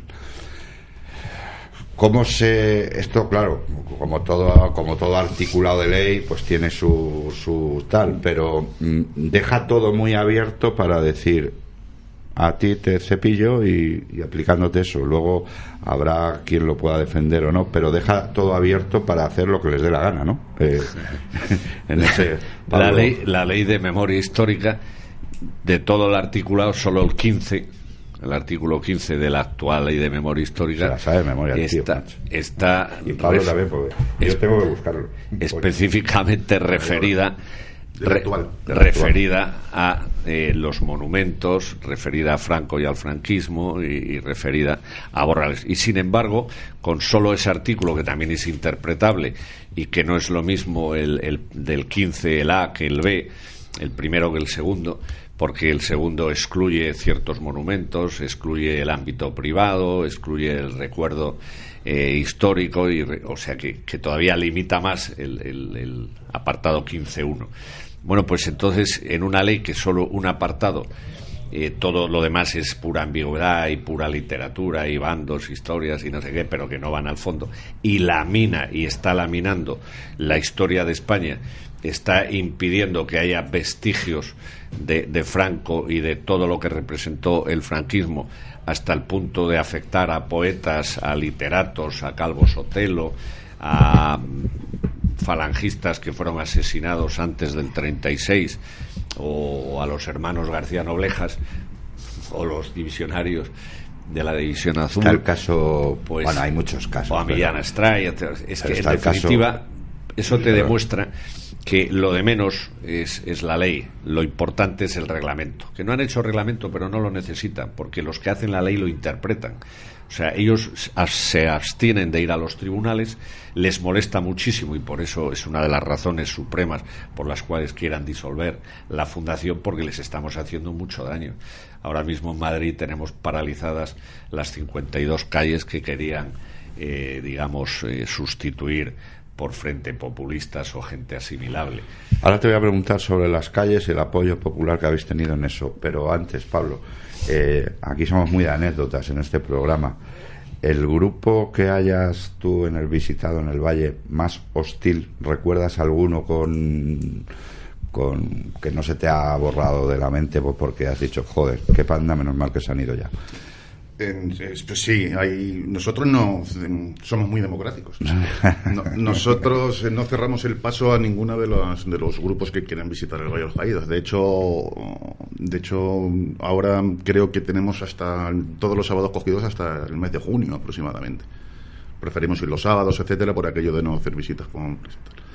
Pero uno de los grupos que recuerdo que eran de una asociación de jubilados de banca, ya de momento nos encontramos con mal augurio, que cuando quedamos en la cafetería que hay allí debajo, la cafetería del funicular, que del grupo que eran 60, 70 jubilados, la mitad no querían subir, y si no querían subir ya es por algo, ¿no? Y del resto que sí que subieron, pues tuvimos que llamar al orden varias veces al personal, porque uno de los deportes favoritos allí dentro es pisar las tumbas.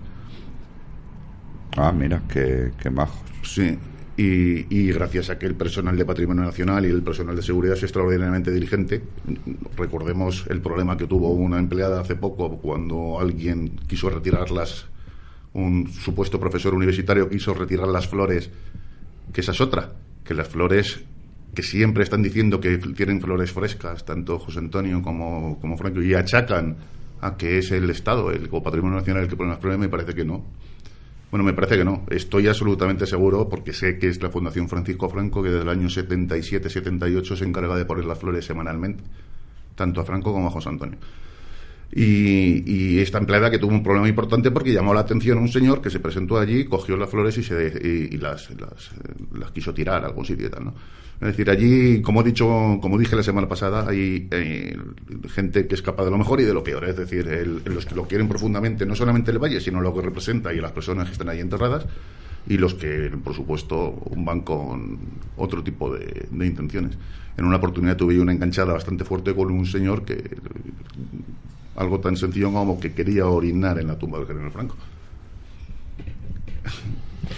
Bueno, me omito porque probablemente será delito lo que yo exprese será delito. Como lo tienen en el cerebro esas cosas. Madre mía.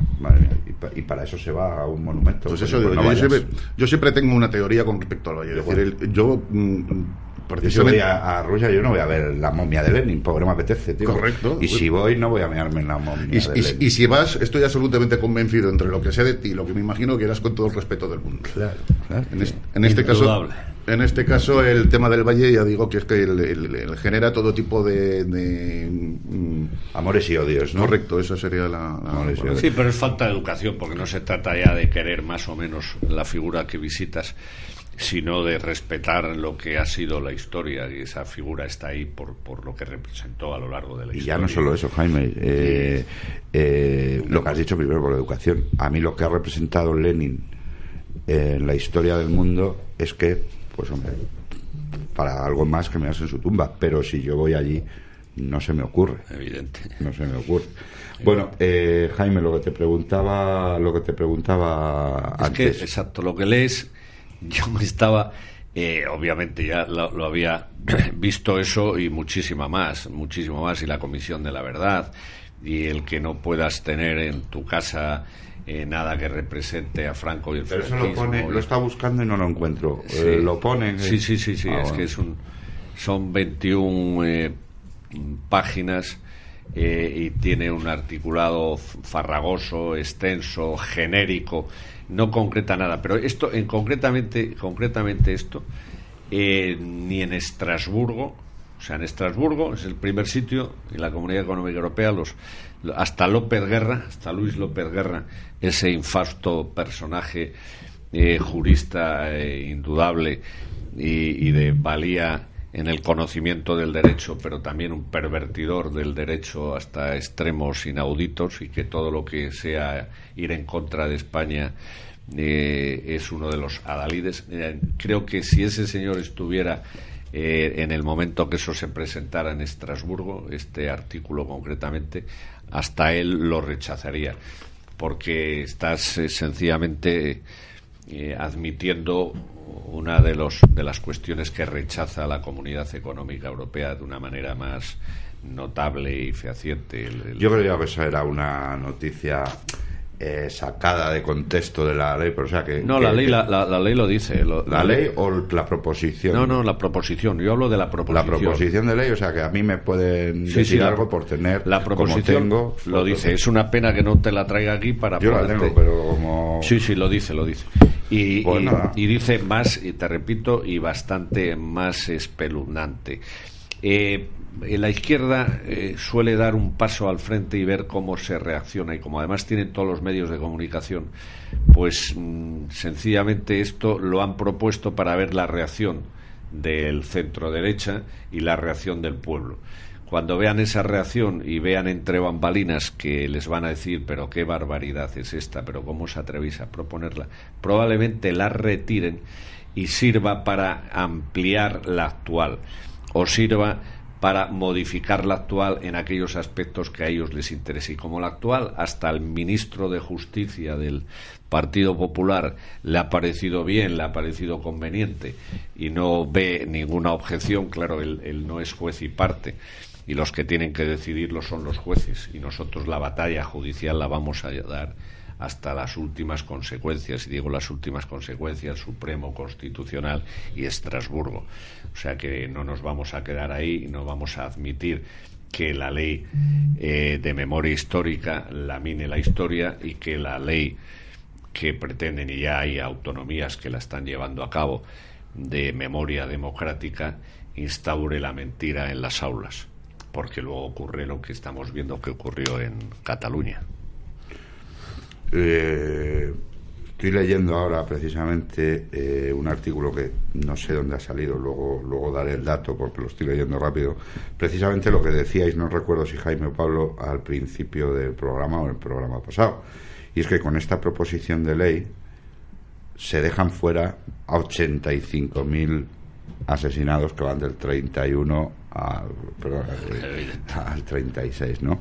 85.000 asesinados que son asesinados, no lo olvidemos, por los quienes proponen esta ley, el claro. Partido Socialista Obrero Español, que tiene muchos años de historia, y entre esa historia está que ha asesinado a 85.000 inocentes, 84.000 más claro. que ETA.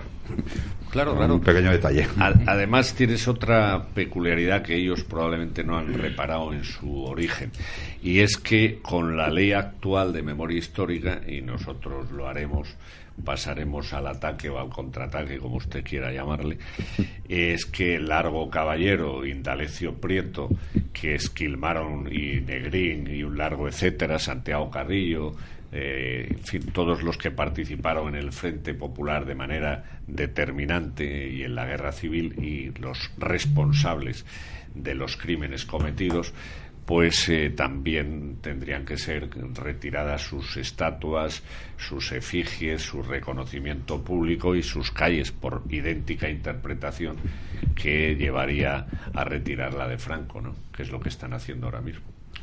Pablo, antes de la 52/2007 creo que es, y la nueva proposición de ley, el Valle de los Caídos ya estaba en el punto de mira, ¿no? Sí. Desde siempre. ¿Desde cuándo recuerdas tú que empieza? Pero se le excluye en el artículo 16, es curioso. En la actual en el 16, sí. Se le excluye, profeso, y se dice que es una basílica dedicada al culto y que por tanto no está incurso en la ley de memoria histórica. O sea que... Claro, y con respecto a toda esta problemática de estas exhumaciones o presuntas estas exhumaciones que se quieren llevar a cabo en el Valle de los Caídos, que hablábamos la semana pasada, me parece, antes del programa tú y yo, fuera de antena, sí. Que son dos republicanos que quieren, bueno, está el inevitable abogado Ranz por aquí dando la matraca una vez más. Y detrás Garzón, correcto. Y detrás López Guerra, que hay que empezar a traer a Luis López Guerra a colación. En el caso concreto de estas exhumaciones, que me gustaría hacer inciso en una cuestión principal, es decir, cuando el Valle de los Caídos empieza a coger los restos de los caídos de ambos bandos de la guerra, a partir del 14 de marzo del 59, que empiezan a entrar ahí los restos, se lleva un protocolo muy concreto de cómo se hacen las inhumaciones, es decir, se apunta en libros de registro y en fichas individualizadas cuáles son cada uno de los restos, de dónde proceden y en qué lugar del valle van a ir. Estos dos señores que presuponen que están en el valle no aparecen en ningún sitio en estos listados.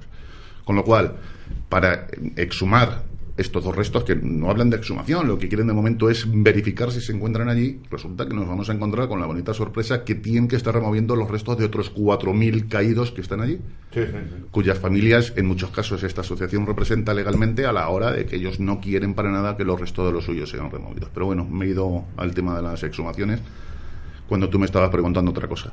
Yo tengo siempre un ejemplo muy concreto sobre el tema del valle. Yo repito, porque sé que esto molesta profundamente, soy nieto de un trabajador republicano del Valle de los Caídos, que esto ahí a quien le ofende profundamente y se echan las manos a la cabeza diciendo que como un nieto de un trabajador libre del Valle de los Caídos puede estar metido en la defensa de ese magnífico lugar. siempre recuerdo, siempre pongo de manifiesto una anécdota, es decir, yo antes, que llevo 35 años visitando el Valle, y desde que funciona la asociación y está en marcha la asociación con mucha más frecuencia que antes, siempre le pongo el mismo ejemplo. Antes yo veía a las familias visitando el Valle de los Caídos y el niño con el padre delante de la tumba del general Franco preguntaba: papá, ¿quién es este señor? Lo cual también dice muy poco del sistema educativo que se ha seguido en este país desde siempre, ¿no? Ahora los niños saben perfectamente quién es este señor, porque se habla más de Franco que nunca, y más del Valle de los Caídos que nunca, desde la propia ley 52/2007. Los ataques al Valle han sido muchos. Recordemos que el Valle es un dato poco conocido, ha llegado a sufrir hasta 4 atentados terroristas. Uno en tiempos todavía del general Franco.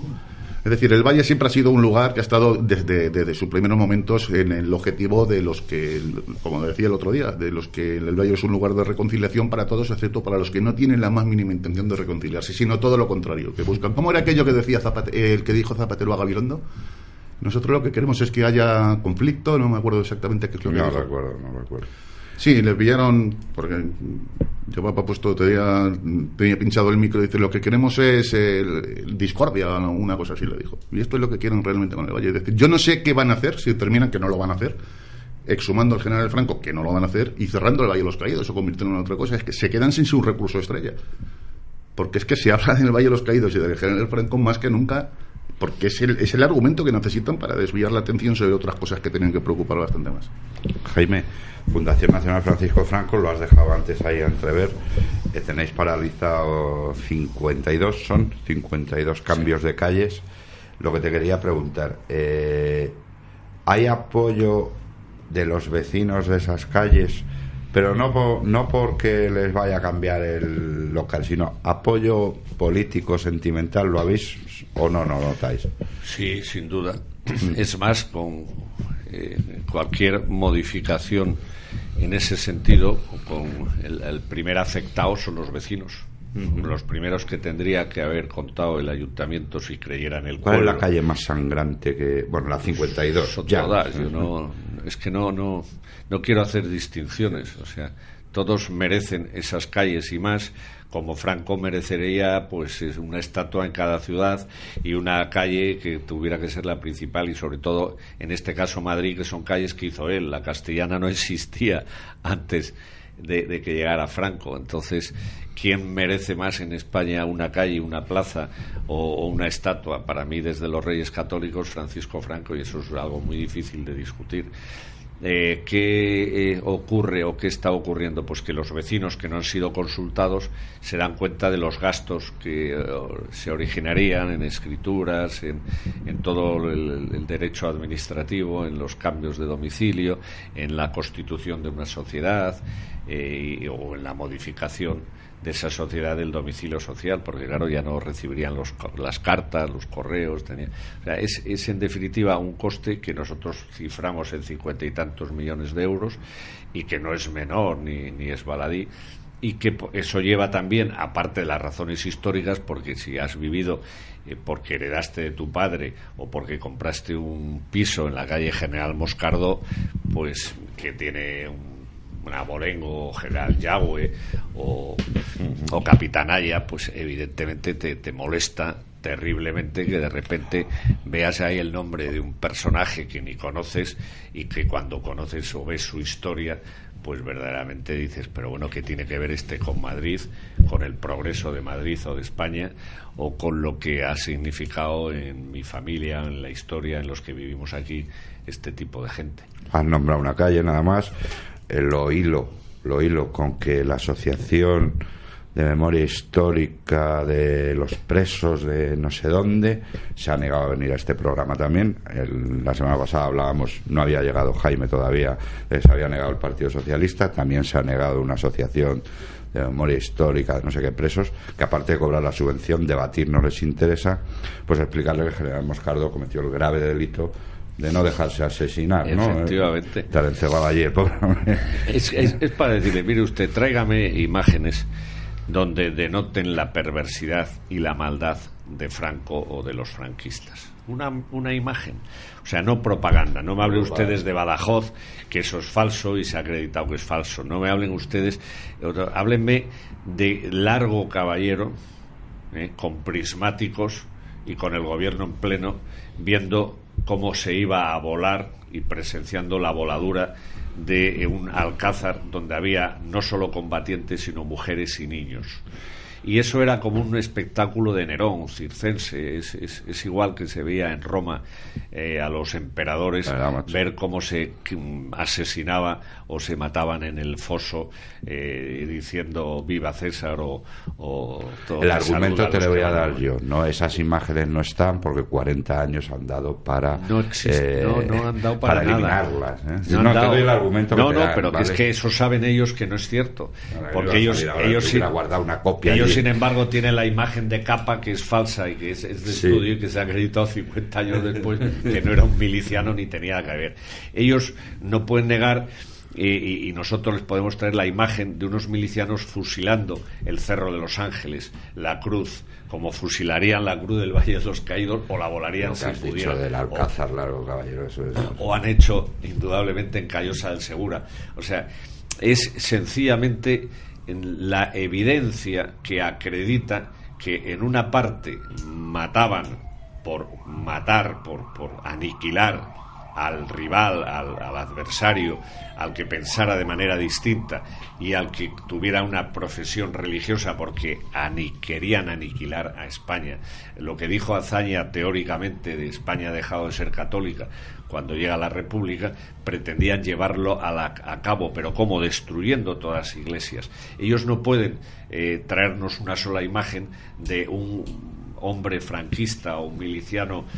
Nosotros sí podemos traerles de milicianos bailando con cadáveres de monjas, trayendo cómo desmontaban en las iglesias todos los enterramientos y total, y se jactaban, sacaban a las momias de los conventos. Claro, es que hay imágenes de eso. Claro, es que todas esas imágenes no las ha recogido la propaganda de Franco, las han recogido gente como Orwell, que estaba en Barcelona, o fotógrafos que no eran precisamente franquistas y que recorrieron el mundo.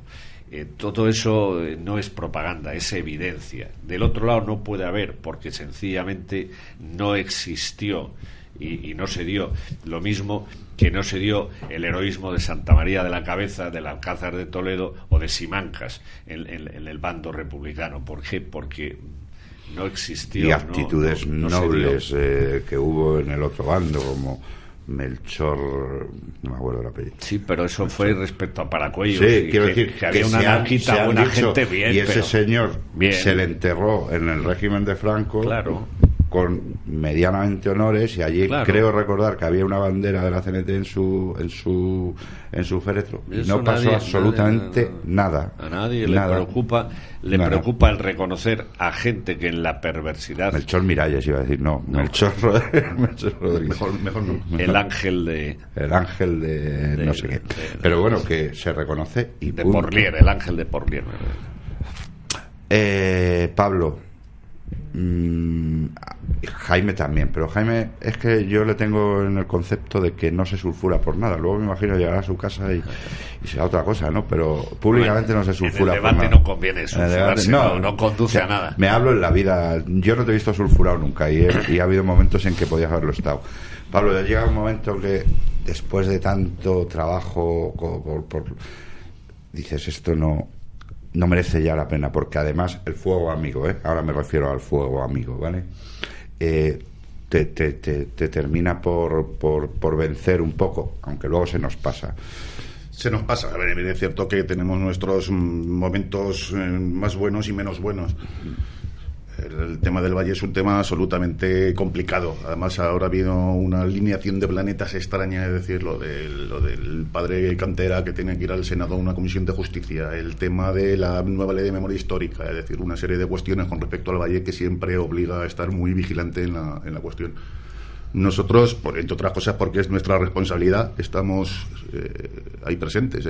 Somos conscientes de que, al igual que decías, Jaime, que la Fundación Francisco Franco está haciendo mucho daño con toda su actividad, frenética actividad, nosotros respecto a la defensa del Valle seguiremos estando, aunque tengamos la moral un tanto decaída en algunas oportunidades, porque es una guerra muy desigual, es decir, es que es un acoso salvaje lo que está sufriendo el Valle, y es que no van a parar hasta conseguirlo. Eso piensan ellos.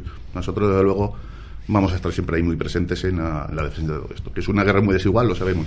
Bueno, los retos difíciles son los que más nos motivan.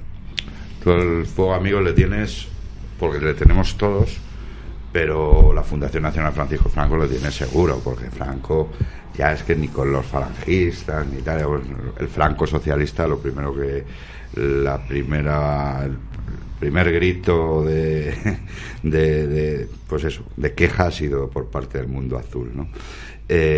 Franco, ni por los nuestros ni por los enemigos, por los tibios, tampoco es difícil encontrarlo. Hombre, es que un amigo mío, y no precisamente franquista, que procede de la izquierda y que no es necesario citar, me decía, si es que lo peor de Franco son la mayoría de los franquistas. y dije, hombre, pero ¿cómo me insultas de esa manera tan gratuita? Y dicen, hombre, no, yo en ese caso te excluyo.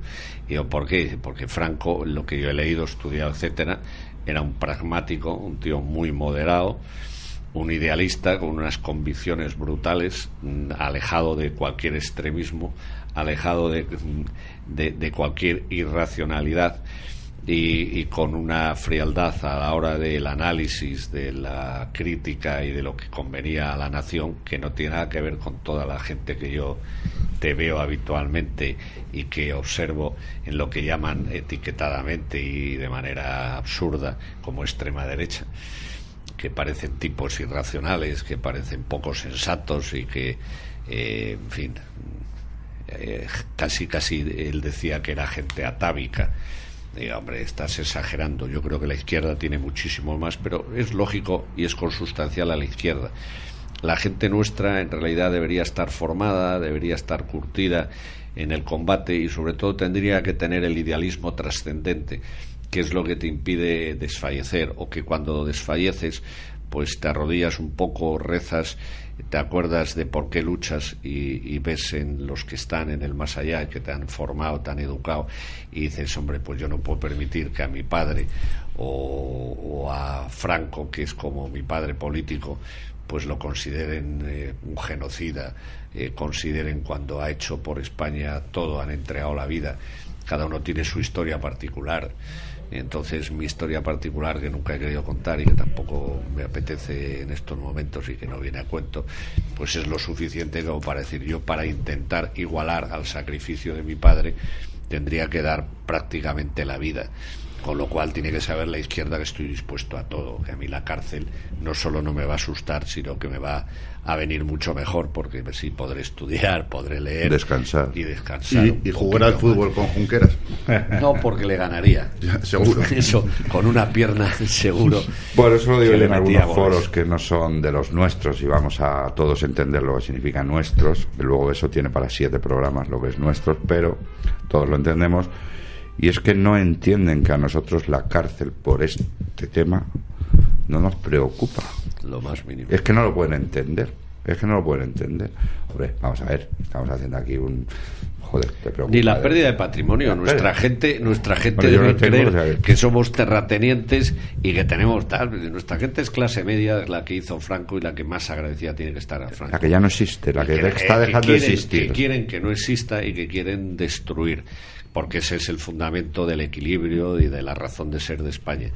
Y bueno, pues cuando no tienes además patrimonio que defender, con más razón. O sea, que es que no... Pero aunque lo tuviera, no me preocupa lo más mínimo. Pablo, yo insisto en las anécdotas del Valle de los Caídos. Tienes para un libro, ¿no? Y ya aprovecho para decirte lo escriba. Que cuando quieras lo hacemos. Yo he venido aquí a hablar de tu libro, ¿no? No, anécdotas. Quiero decir que hay mucha documentación que tú debes de manejar como presidente de la asociación, ya hablando en serio, ¿vale? Tipo anécdotas, tipo de todo tipo, todavía sin plasmar en negro sobre blanco, histórico, que sería muy interesante, ¿no? Que estarás en ello, pero claro, todo lleva un proceso, lleva un trabajo, lleva unas cosas. Efectivamente, hay bastante más material del que somos capaces de administrar en estos momentos, ¿no? Porque es que además es mucho más la noticia, lo que va generando el Valle que la capacidad que podamos tener para poner en marcha, porque recuerdo, lo decía Jaime ahora mismo, que uno que entre sus malas costumbres está la de comer a diario, pues uno tiene también su actividad profesional, su trabajo, etcétera, etcétera, y entonces el tiempo que nos deja que podemos ocupar del Valle de los Caídos no es el que el Valle desde luego merece y nosotros nos gustaría dedicar. Anecdotario y mucho, desde luego sí que se está ordenando, se está poniendo en marcha. Y sobre todo lo que da un anecdotario riquísimo es lo comentábamos antes, el tema de los consejos de guerra que se siguieron contra el tema contra los presos del Valle. Es decir, es inaudito el examinar uno por uno, porque esta asociación tiene recogidos absolutamente y referenciados todos y cada uno de los presos que estuvieron trabajando en el Valle, tanto los políticos como los comunes.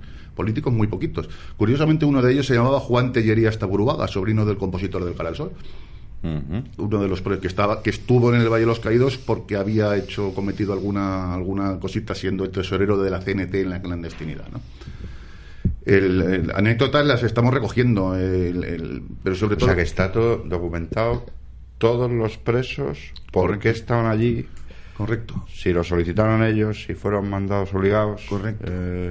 Tenemos las cartas que solicitando y no solo eso, carta de un preso a su padre diciendo por favor habla con don Próspero, que don Próspero era el cura párroco, un preso republicano.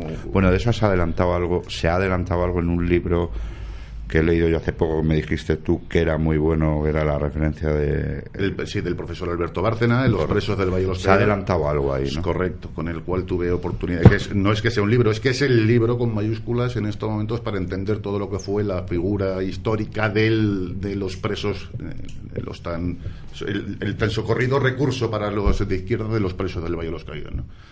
Pero en esa documentación que estamos nosotros recopilando y que estamos encontrando en archivos públicos, en archivos privados, nos hemos encontrado, tenemos cartas definitivas, esta que os estoy contando, de el preso que desde la prisión de Yeserías escribe a su padre para decir, por favor, habla con el párroco del pueblo para que me recomiende ir al Valle de los Caídos. Es que es tremendo.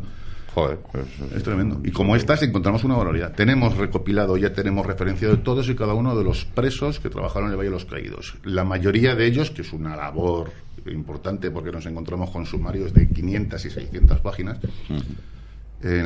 Sabemos que entre los presos del Valle hay asesinos del tren de la muerte de Jaén, hay asaltantes del cuartel de la montaña, es decir, angelitos no era ninguno de ellos.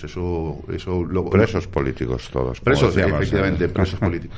Tenemos también, y esto sí que ha sido una labor de archivo y de investigación tremenda, tenemos toda la documentación que desmonta otro de los mitos, los muertos trabajadores en el Valle de los Caídos. Es decir, tenemos nombre y apellidos y las circunstancias por las que murieron cada uno de ellos. En accidente laboral, por supuesto, que hubo en accidente laboral, pero los hay ahora, siglo XXI. Es que estadísticamente hablando hubo más muertos en la construcción de los túneles de la M30, hubo un accidente severo allí, que en el propio Valle de los Caídos. Es decir, en documentación la tenemos toda. En la capacidad para llevarlo a buen término y plasmarlo en papel, lo haremos, lo estamos haciendo, pero evidentemente es un trabajo.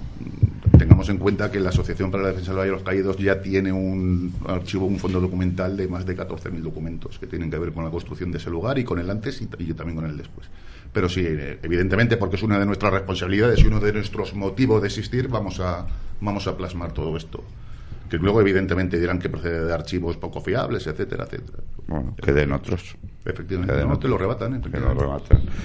Oye, actualidad política, que no todo va a ser memoria histórica, aunque son ellos los que nos hacen hablar de la memoria histórica, lamentablemente. Pablo Linares decía, ellos se creen que insistiendo van a conseguir, sabemos que no, y ahí vamos a estar nosotros dando el callo para que no lo consigan, y ahí estaremos. Jaime, la independencia de Cataluña, ¿la van a conseguir? 2000 años de historia, de convivencia, de enormes vicisitudes, invasión napoleónica, guerra civil, no lo han conseguido.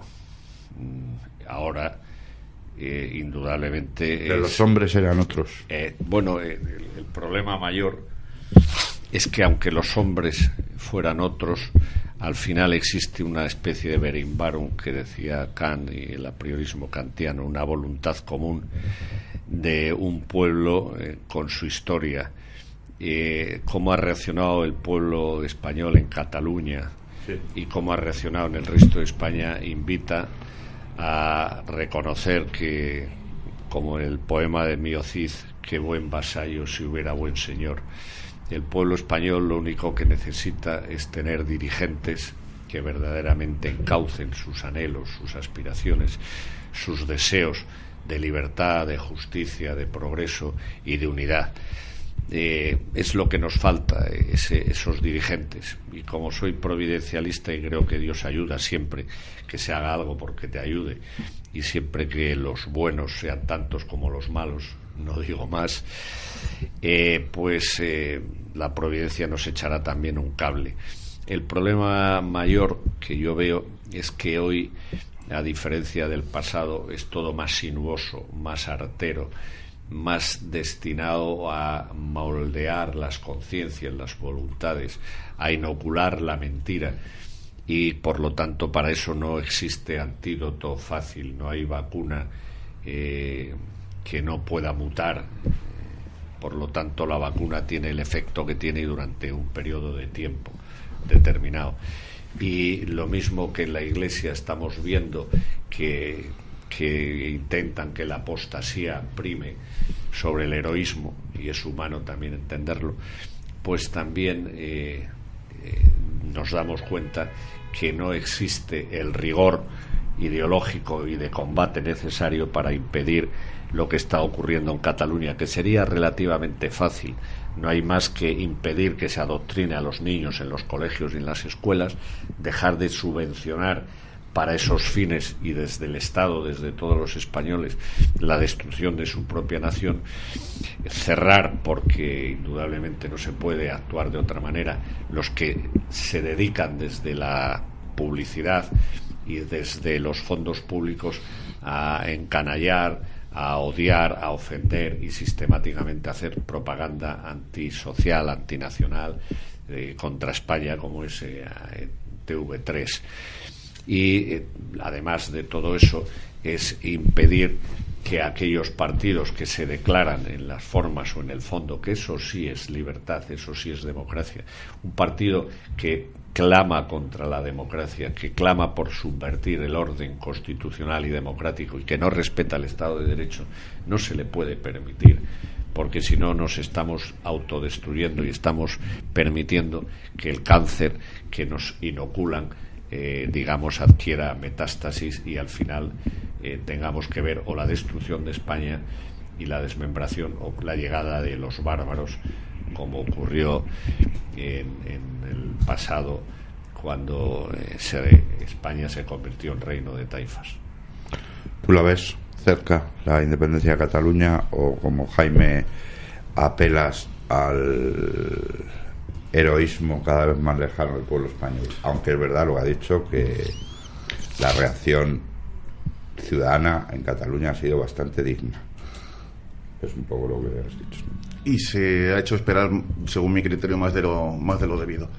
Pero yo de momento espero no verlo, Pero en cualquier caso estoy de acuerdo con lo que dice Jaime. España es un país, es un pueblo que cuando nos pueden quitar, nos pueden estar robando fundamentalmente siempre, ¿no? Pero cuando nos quieren quitar la última peseta, es cuando el pueblo reacciona. Yo ya sabéis que estoy un poquito más especializado en el tema del Valle de los Caídos, y hay un paralelismo claro entre lo que pasó en su momento y tal. Quisieron cerrar la Basílica del Valle y terminaron convirtiéndolo en un lugar de peregrinación. Pues con lo de Cataluña hay un paralelismo, salvando las lógicas distancias. No, pero está muy bien traído el ejemplo aquel. Es decir, cuando se ha visto el tema como estaba a punto ya de, lo que estaba a punto de acontecer en Cataluña, que es extraordinariamente grave, el pueblo ha respondido, y lo que tiene que hacer el pueblo es castigar en las urnas a según quien lo haya podido permitir. Yo pienso, y toco madera, que no lo vas a ver, que no lo veo. Recuerdo una frase acertadísima del excepcional Rafael García Serrano. Dice, no, el pueblo español de las 10 de últimas, hasta que no le tocan la novena, no reacciona. Entonces, por ahí van los tiros. Era grande Rafael García Solá. Es excepcional. Correcto. Pues solo me queda preguntaros, meteros en un fregado, ya que he estado 2 programas sin meteros en charcos, voy a intentar meteros en alguno. ¿Cómo veis la figura de Vox, la aparición de Vox? ¿La veis como un aire puro o como un Ciudadanos más? Yo tengo mi opinión es que es un Ciudadanos más, porque precisamente con lo que hemos estado, a mí Vox me puede llegar a ilusionar en algo, pero precisamente en la memoria histórica es tibio, es mi punto de vista, con lo cual ya para mí no vale, pero yo ya me he metido en el charco, voy a ver si os meto a vosotros. Jaime, Pablo. Pues es lo único que me permito discrepar de ti, y que creo que, porque lo he hablado en profundidad con el presidente de Vox, Santiago Abascal, porque conozco el programa y porque en el futuro espero que trabajemos sobre él. Bien. Te puedo decir que está en una línea ortodoxa magnífica, que va a propugnar, y de hecho creo que ya lo tiene reflejado en el programa, de que derogaría la ley de memoria histórica y otra serie de cuestiones. Vale, porque tú tienes más información que yo te hablo de lo que leo. Vale. Es que a veces toda la información, no toda es veraz, no toda es objetiva, y no todo, porque yo creo que hay un propósito incuestionable, y lo he padecido y vivido muchos años, con lo que se llaman las fuerzas nacionales, o lo que se etiqueta falsamente de extrema derecha o de reaccionarios. Nos van a llamar de todo. Lo que quieren. Eso es, pero como eso ya importa poco, porque la mayor parte del pueblo español va a terminar siendo igual que nosotros, y franquistas y lo que te dé la gana. Vox le veo como el catalizador, como ese movimiento político donde tiene que confluir los distintos meandros de los que pretenden otra democracia libre y apacible, un sistema regenerado, donde todos tengan cabida, pero todos los que quieran tener cabida, los que estén por subvertir el orden, por destruir la nación, etcétera, pues lo único que debe hacerse es combatirles. Y en todos esos frentes, tanto en el separatista, donde está Ortega Lara y donde ahí han actuado impecablemente. Impecable. En el tema de Cataluña lo han hecho muy bien, y además con acción inteligente, pausada, ponderada, en defensa del Estado de Derecho. Han planteado una querella impecable. Sí. Y en la memoria histórica te puedo tranquilizar, porque están en la misma línea que estoy yo, y yo creo que sí puede ser el partido que aglutine y que obtenga... Pero sin asociaciones, es decir, como Vox. No, es que la gente, todos los que quieran asociarse, en mi opinión, porque he vivido esas divisiones ancestrales, esos cabezas de ratón que no quieren ni admiten otra cosa que su liderazgo. Aquí en España nuestra gente y en general sobran líderes, y lo que hace falta es soldados. Eso es personas que con humildad digan, bueno, pues yo me pongo como soldado, y si me asciende será con méritos de guerra, o sea, por mi contribución a la causa. Y con esa sana humildad debería hoy actuar todos los líderes, o los que se consideren líderes en España, y hacer un frente común, porque a todos nos incumbe y nos vincula lo mismo, y porque el enemigo además a todos pretende laminarnos. Me refiero en lo ideológico, y yo creo que sí pudiera en la práctica también, pero no voy a ir más allá. Y sí, de verdad que, y te digo sinceramente, yo veo a Vox como el catalizador, como el instrumento y como el movimiento partido que puede servir para que el voto ya deje de ser útil, o mejor dicho, inútil, porque votar a la derecha, al centro de derecha, a Ciudadanos o al PP es absolutamente inútil, inconveniente, ahora y siempre. Yo, Jaime, lo que has dicho en la memoria histórica me tranquiliza, porque me lo dices tú, y bueno, pues estaremos expectantes. Pablo, tú estabas ahí callado a ver si se acababa el tiempo y no te metías en el charco. No, en absoluto, no tengo ningún problema. Yo ya me he metido en todos los charcos seguidos y por haber de hecho vivo en un charco constante, ¿no? A mí me pasaba un poquito como a ti, que decir que le estaba mirando el tema, sobre todo el tema que más nos puede competir, como es el tema de la memoria histórica, y no lo veía yo muy claro el asunto. Para lo demás, como en mi caso, como dice un buen amigo mío, dice, yo solamente he votado una vez, fue a la Constitución y no me hicieron caso. Los que no creemos mucho en este sistema, entre otras cosas, porque pasará a un amplio número de gente en este país, ¿no? Que no sabemos a quién votar, pero lo que tenemos muy clarísimo es a quién no votar. Correcto. Pues yo pienso que puede ser propietario de si lo hacen con inteligencia, y pienso que lo están haciendo con inteligencia, lo de Cataluña lo demuestra, pueden ser portadores de un banderín de enganche de la gente que se encuentra como nos podemos encontrar nosotros en este caso, es decir, que estamos deseando tener a alguien a quien votar, Jaime, pero no lo tenemos. Para que veas que él tenía la misma duda, ¿vale? O sea, que no era una cosa solo mía. No, o sea, que la duda existe. Te tiras y al agua, aun viendo que el agua que tiene la piscina, fría, ¿no? Que tiene poca agua la piscina. No, es valiente, honesto, y es tu opinión.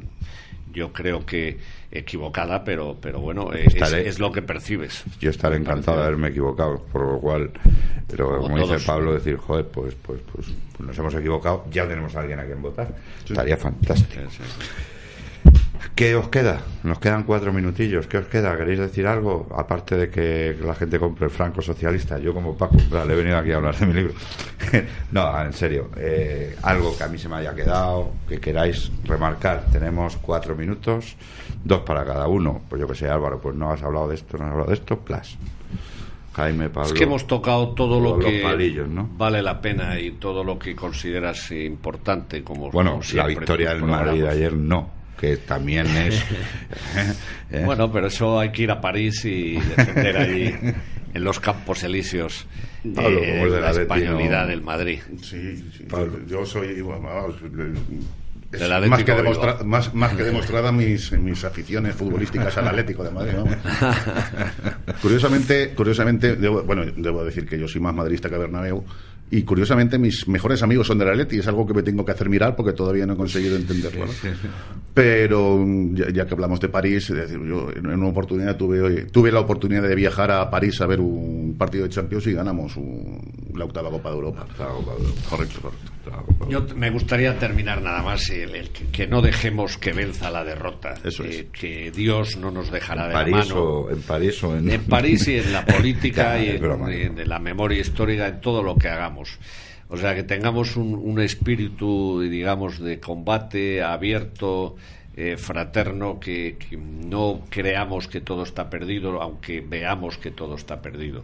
No lo está. Porque, exacto, mientras haya en ti fuego. A mí el quejarse, llevo muchísimos años viendo a toda la gente de derechas quejarse de lo mal que está esto, cómo se está poniendo y tal, y a mí eso me parece inútil, no sirve de nada, lo mismo que el miedo.